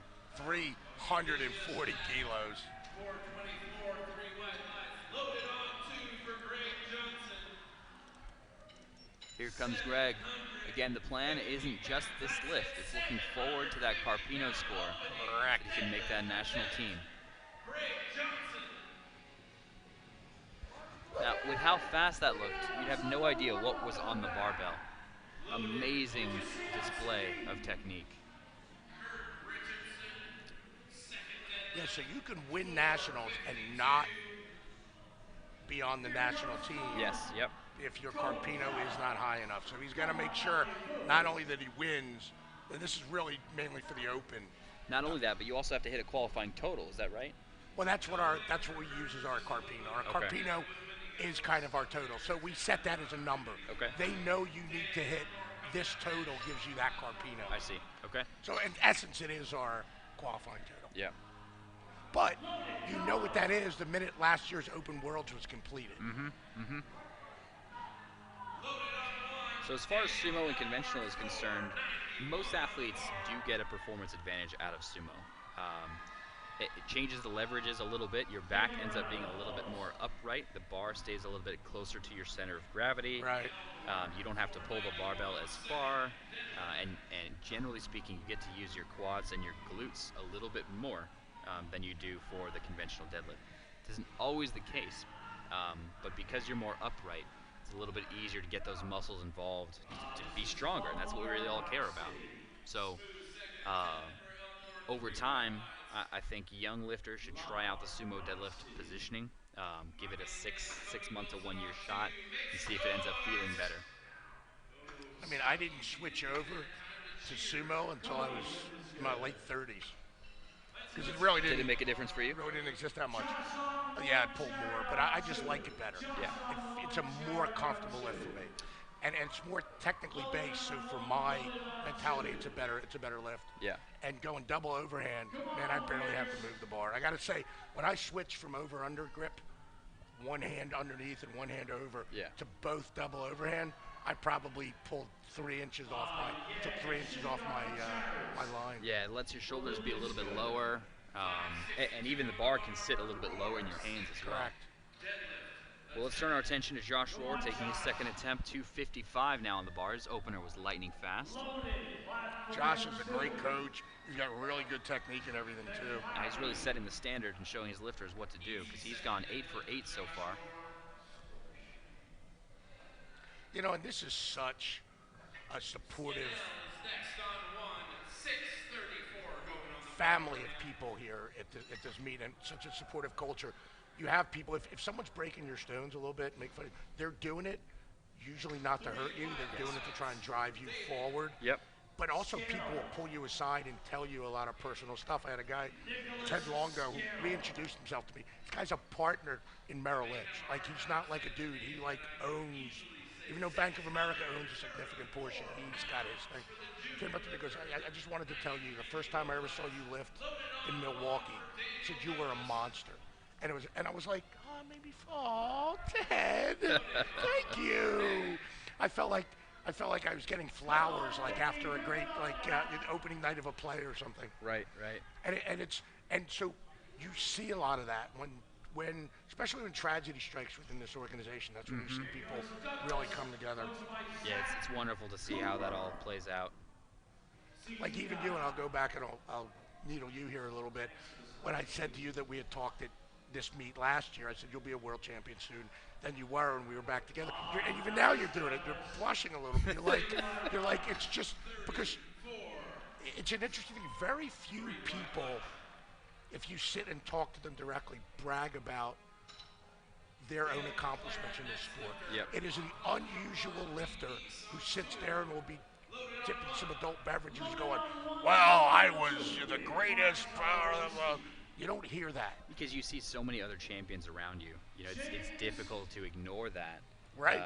And just ignore the accomplishments of everyone else. All right, so Dale McLaren's up now at 287.5. And we're following that up with our two heaviest second attempts, Shane Brady and Matthew Roddick. Come on, Dale. That's good, successful lift there. No, and he is your reigning Masters World Champion. Wow. He's on platform 1. He's your reigning champion. Excuse me. And on platform 2, your reigning world champion is Jason Johnson. And neither one of them looks like they're ready to give their title up. Yeah, actually both had great days so far. Yep. Kevin Nicotera taking 277.5 as Shane Brady eyes the barbell on platform 1. Successful on 2. Lift is good. Load the bar for Brent. 10-kilo jump for Shane. Successful there. Not the easiest lift I've seen, but he's good. I think a 10-kilo jump might be a limit lift for him. Now, this is a historic meet, and this is the first, I mean, other than Youth Nationals, okay, which was been a much smaller meet. This is the first national meet ever run by the organization. And look at this thing. You guys can see what this look like. It is unbelievable. Priscilla Ribic and Greg Page have done a great job putting on this. There's a number of other people. Miriam and Rodney Elm are the technical secretaries, so they're in charge of all the referees, making sure all the lifting goes properly. Yeah. And the volunteers here have been treated so amazingly by everybody. The quality is unbelievable, and it takes a team effort to make that happen. Yep. Okay, Roddick, 295, grinding. Smooth and efficient, judges say. Yep. In with 295. Turning our attention to 300 kilos for Khaled. Platform 2. Oregon State Chair USA Powerlifting. Man, the ease at which that bar comes off the floor. Yeah, you know, it's funny, but going back to talking about our own accomplishments and stuff, which people don't do. You know, I'm on the executive committee, which is our board of directors, and I just got, thankfully, and I appreciate everybody voting for me. I got reelected for my 5th term. I don't even speak for myself normally. I have Bettina, who's our in-house counsel, actually speak for it because it's hard to do that. Here's Greg. All right, Greg Johnson's up now. 355. Be interesting to see where he goes after this. As someone who enjoys heavy deadlifts, that's a thing of beauty. He's shaking his hand there. I'm hoping he's got his calluses still intact, that he didn't tear a callus. When we start getting near, well, let's say above 700 pounds, the grip on the barbell and making sure that you can keep your hands solid on that thing becomes more and more of an issue. So see what they put in for a 3rd attempt there. 365 is the number. Have you torn in competition? Yeah, I've torn a callus a few times. My first time pulling 700 in competition, I dropped it right at lockout, tearing a callus. When was that? 2014. At Nationals? State competition. State competition. Yeah. 365 is the nomination for Greg. I think it's the right number based on the second. 3rd attempts for these lifters. Last lift of the day. Kurt St. Romain, 202.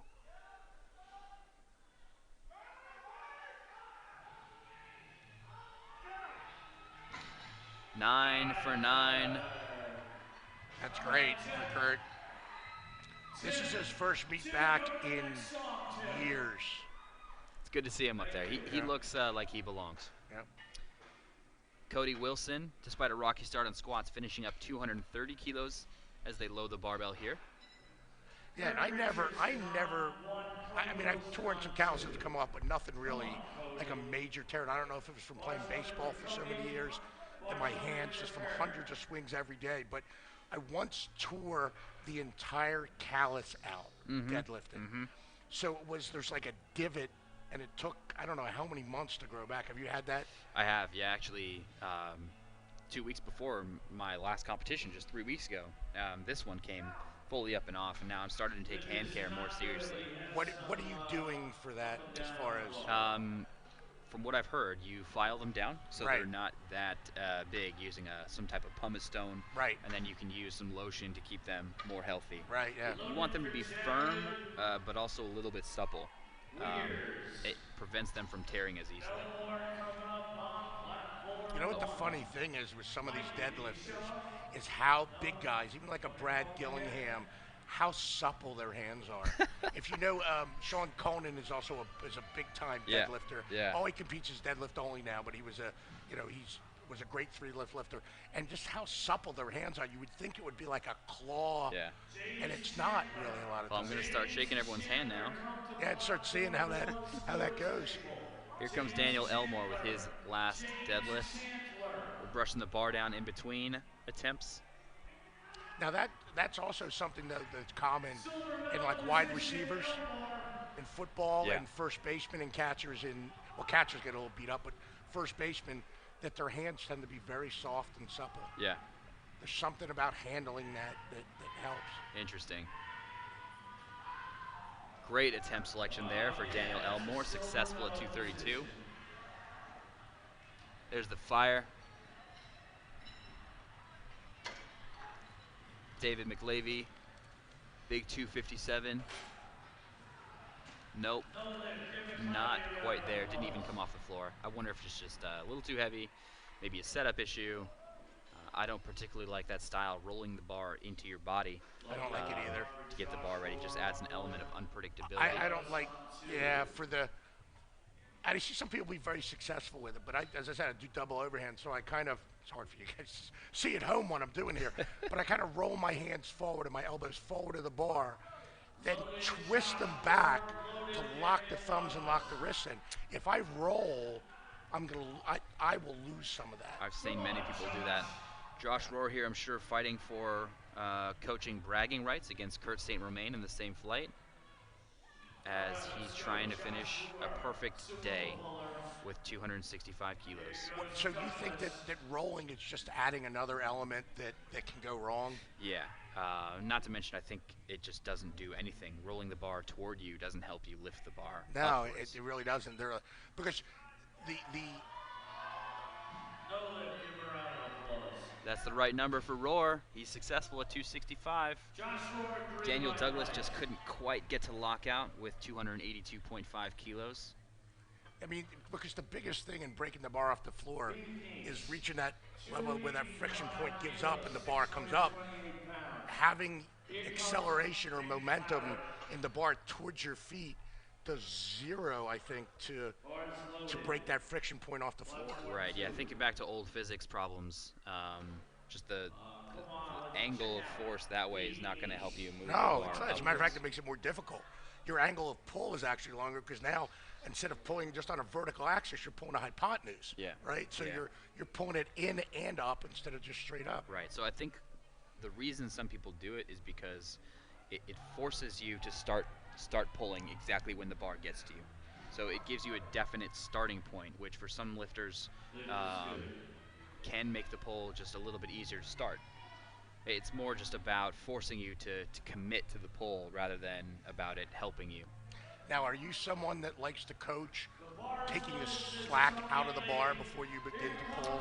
Yeah, so we do want slack removed from the system. We don't want to yank on the barbell with the elbows bent and then end up with the arms straight as you work to pull the barbell.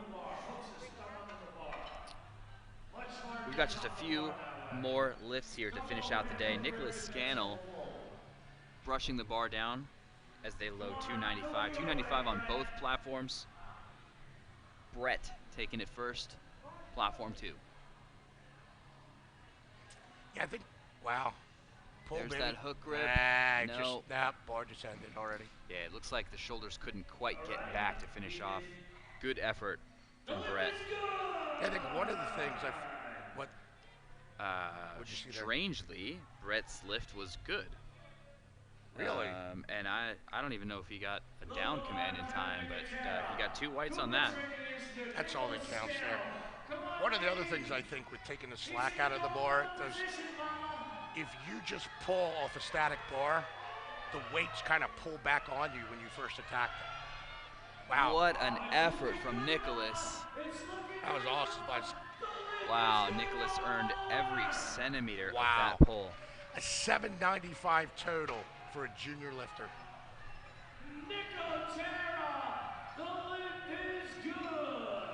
Okay. Last 4 pulls of the day. Khaled Schuler getting loaded for 307. Missed his second, I think because he dropped the bar a little bit early, so he jumped 7 there. Matthew Roddick taking 307 despite not getting a total. This is still a huge deadlift coming up. Now, even though that he just had a great deadlift there and he's had a great day, the team spot for junior is going to go to Noah Johnson at 827 and a half. Right? So it's still having a great day, but he got beat by the world champ. It's not like he got beat by some guy from the gas station across the street. Ooh. So for all you woke people at home, Shane Brady is taking a YOLO lift. Despite jumping 10 kilos from first to his second, he's jumping 25, second to third, either looking for a PR total, a specific qualifying total. That's an enormous jump there for Shane. But yeah, his best ever was 320, and he's only pulled it once and never come close. So it's interesting, this 315. His PR total is 897 and a half. So it's... Well, if we could split the screen for you guys at home, we would. We've got Shane simultaneously taking the weight of 315 as Greg Johnson is coming out for 365. Too much excitement right now. I don't know what to watch. Come on. Oh, Greg Johnson just drops 365 at lockout. And you said something about his hands on his last attempt, too. He was shaking that right hand. Shane Brady getting set up for 315. Come on, Shane. Let's get this pull. This will be the second biggest pull he's ever had in the meet. No. Worked for it. Could have just been the jump size more than anything. Yeah. Great work. Great work from all these lifters.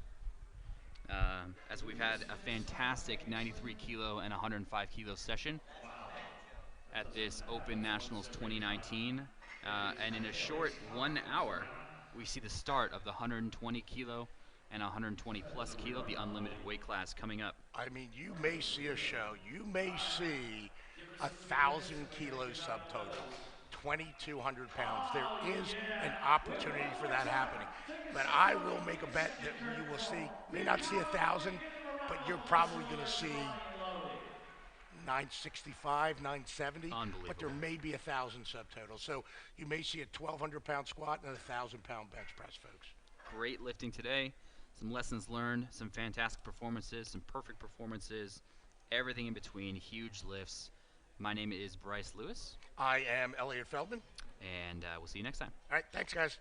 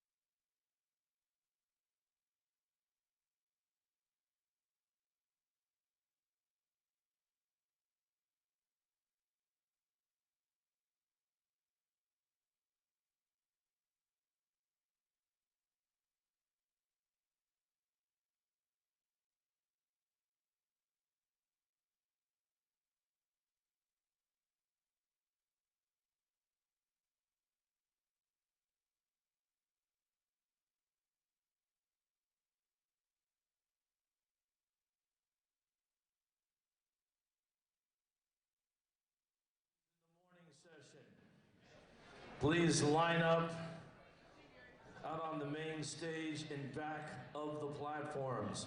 All lifters in the morning session, please line up along the main stage in back of the platforms.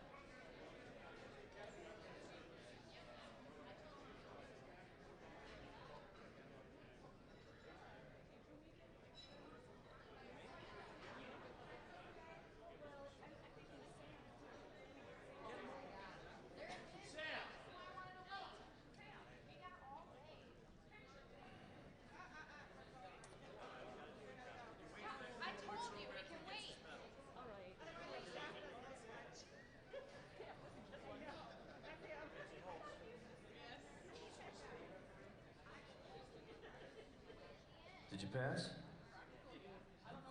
All right, come here. All right, is everybody out? Start curving around the, hey, Josh, start curving around this side of the platform. Stay in the light, remain in the light. Some of you go over on that side. Gary, curve it up, Gary, curve it up, give them room. Brian, all right. Fellas, over on this side. Come on, keep moving apart. There's enough room for everybody to go shoulder to shoulder. I know you're big boys. Even you, McLaren, you can fit in there with those shoulders. All right, ladies and gentlemen, handing out the awards for this session, we have a distinguished lifter. She is a USA Powerlifting National Champion. She competes for the United States of America at all world competitions. Wait till I finish. Jeez. She got the silver medal in Sweden this past November at the Equipped World Championships, second strongest lifter in the world. She got yesterday an unofficial world record. If this was a world championship, it would have been a world record. You can clap for that. Right here on this platform. How much did you pull back? How much is that in pounds? 597.5. She pulled almost 600 pounds right on this platform yesterday. In case you weren't here, you missed that. She just took her test, her practical test over here to become a national referee, and she passed with flying colors. She hails from Marietta, Georgia. A big round of applause, ladies and gentlemen, for Becky Holcomb.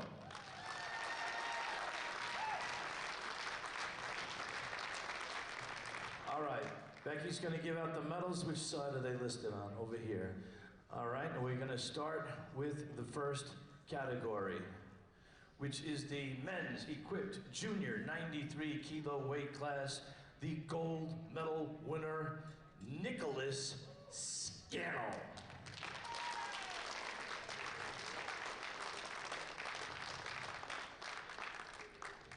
And Becky, proper protocol is after you give out each medal, you line up right on the side there and take the photos. Thank you. Give him another round of applause. Junior category, 105 kilo weight class, bronze medal winner, bronze medal Beck, David McClavey.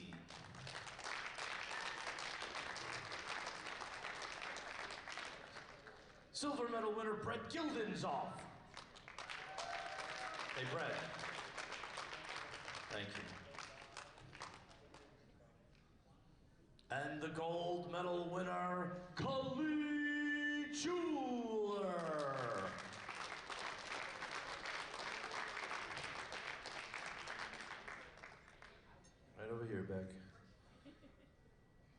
photos right there. Give the boys another round of applause. Masters 1, 93 kilo weight class in 4th place, Kurt Richardson.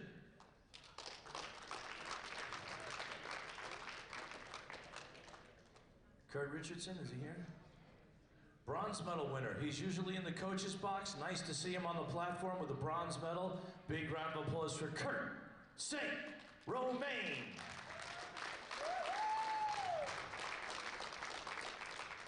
Silver medal winner, Daniel Elmore.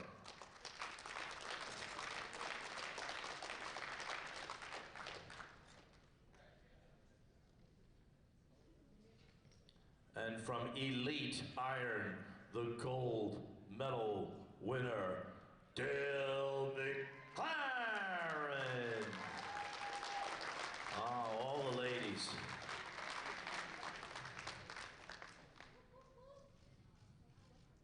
Photos. Thank you, gentlemen. Next category, Masters 1, 105 kilo weight class, bronze medal winner, Becky.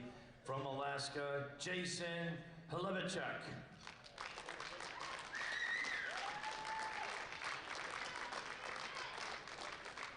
Silver medal winner, Michael Coulter.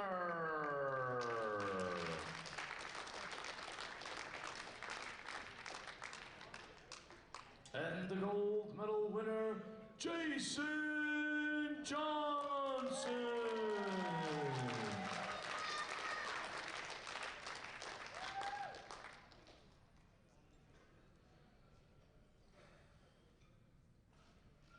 Photos. One more round of applause for the boys. Masters 2, 93 kilo weight class, 4th place winner, Brent Steinbach.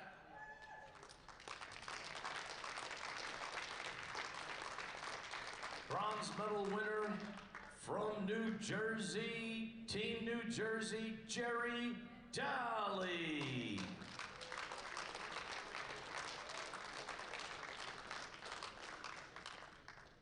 Silver medal winner, Tommy Sensich.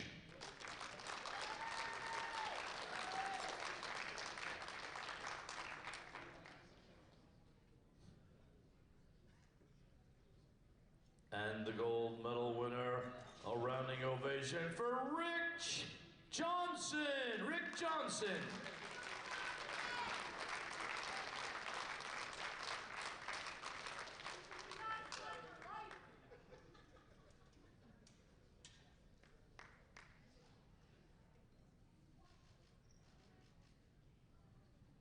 One more round of applause for the fellows. Masters 2, 105 kilo weight class, silver medal winner, Alan Crockover.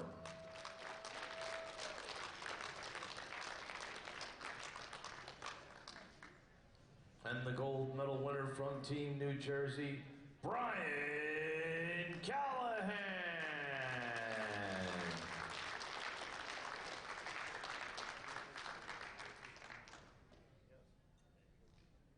Photos.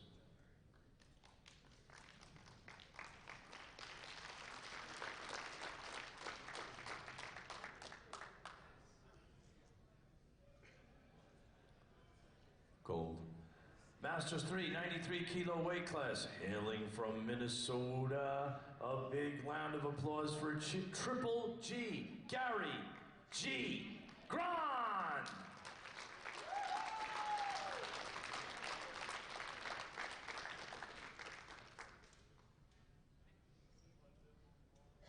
Photos and one more round of applause to Gary.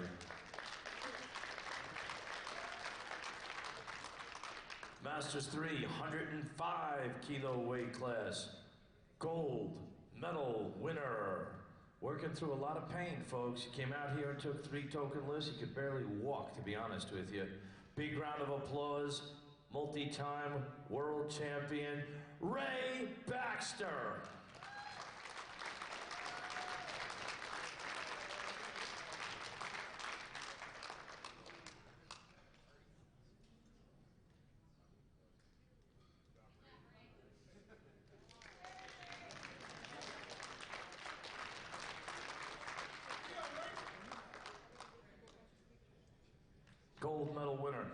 Masters 405 kilo weight class. Gold medal winner Rich Landry.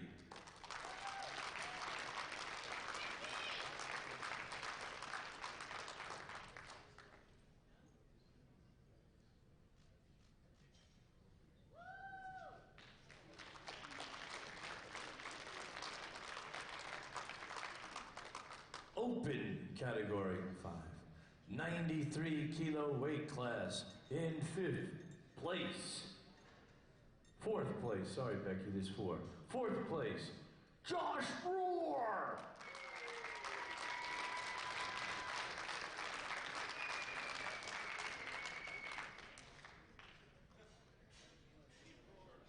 Team Rohr. Bronze medal, elite iron, Dale McLaren.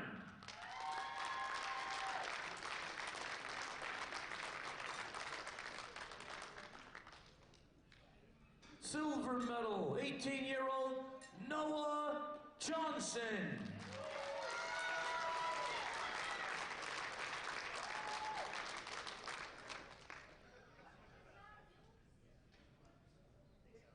And the gold medal winner, Team Titan all the way from Alaska, Shane Brady.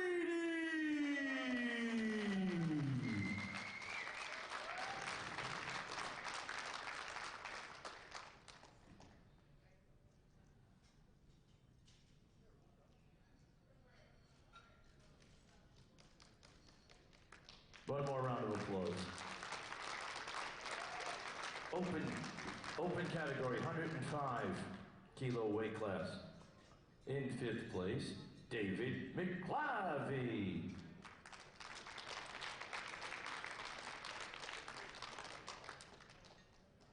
Fourth place, Cooper Training Institute, Kevin Nicotera.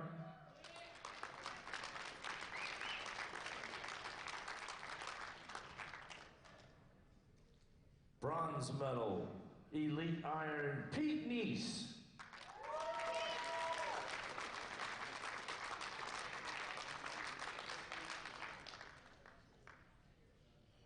Silver medal winner, Cooper Training Institute, Daniel Douglas.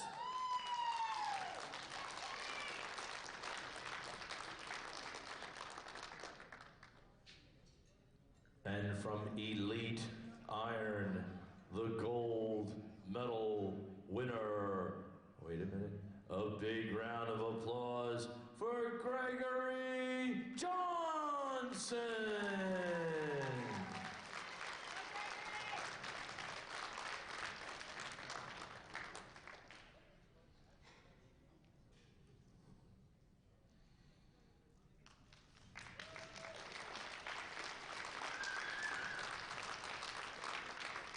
Team 2 category. Gold medal winner, Carrizo Springs, Daniel Gonzalez, 93 kilo weight class, Gonzalez.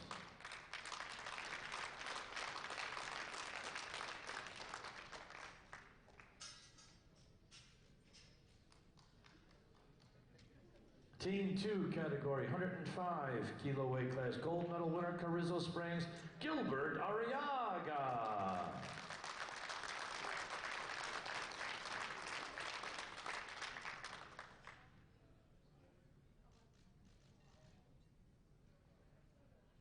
Team 3, 93 kilo weight class, silver medal winner, Sam Bassan.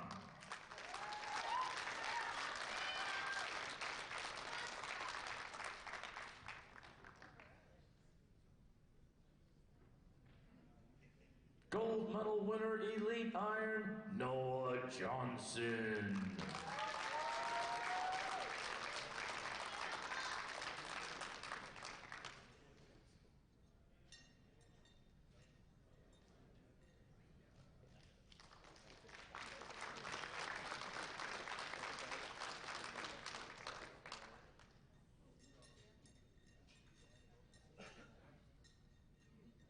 Team 3, 105 kilo weight class, gold medal winner, Twisted Lifters, Austin Payne.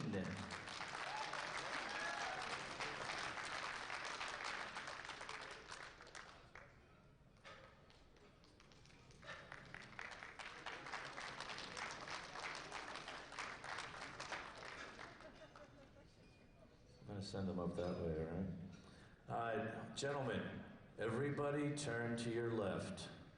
Thank you. And our audience is going to give them a continuous round of applause as they exit the platform. Come on, give all of our athletes a big round of applause. Continuous round of applause. They put on a great show for you. Come on, keep clapping for them. It's not that long. Keep going. They're almost out. They've almost left the building. Keep going. I love the woos and the ahs. Oh, yeah.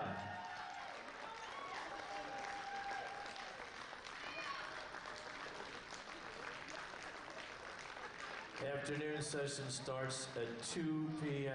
2 p.m. Thank you.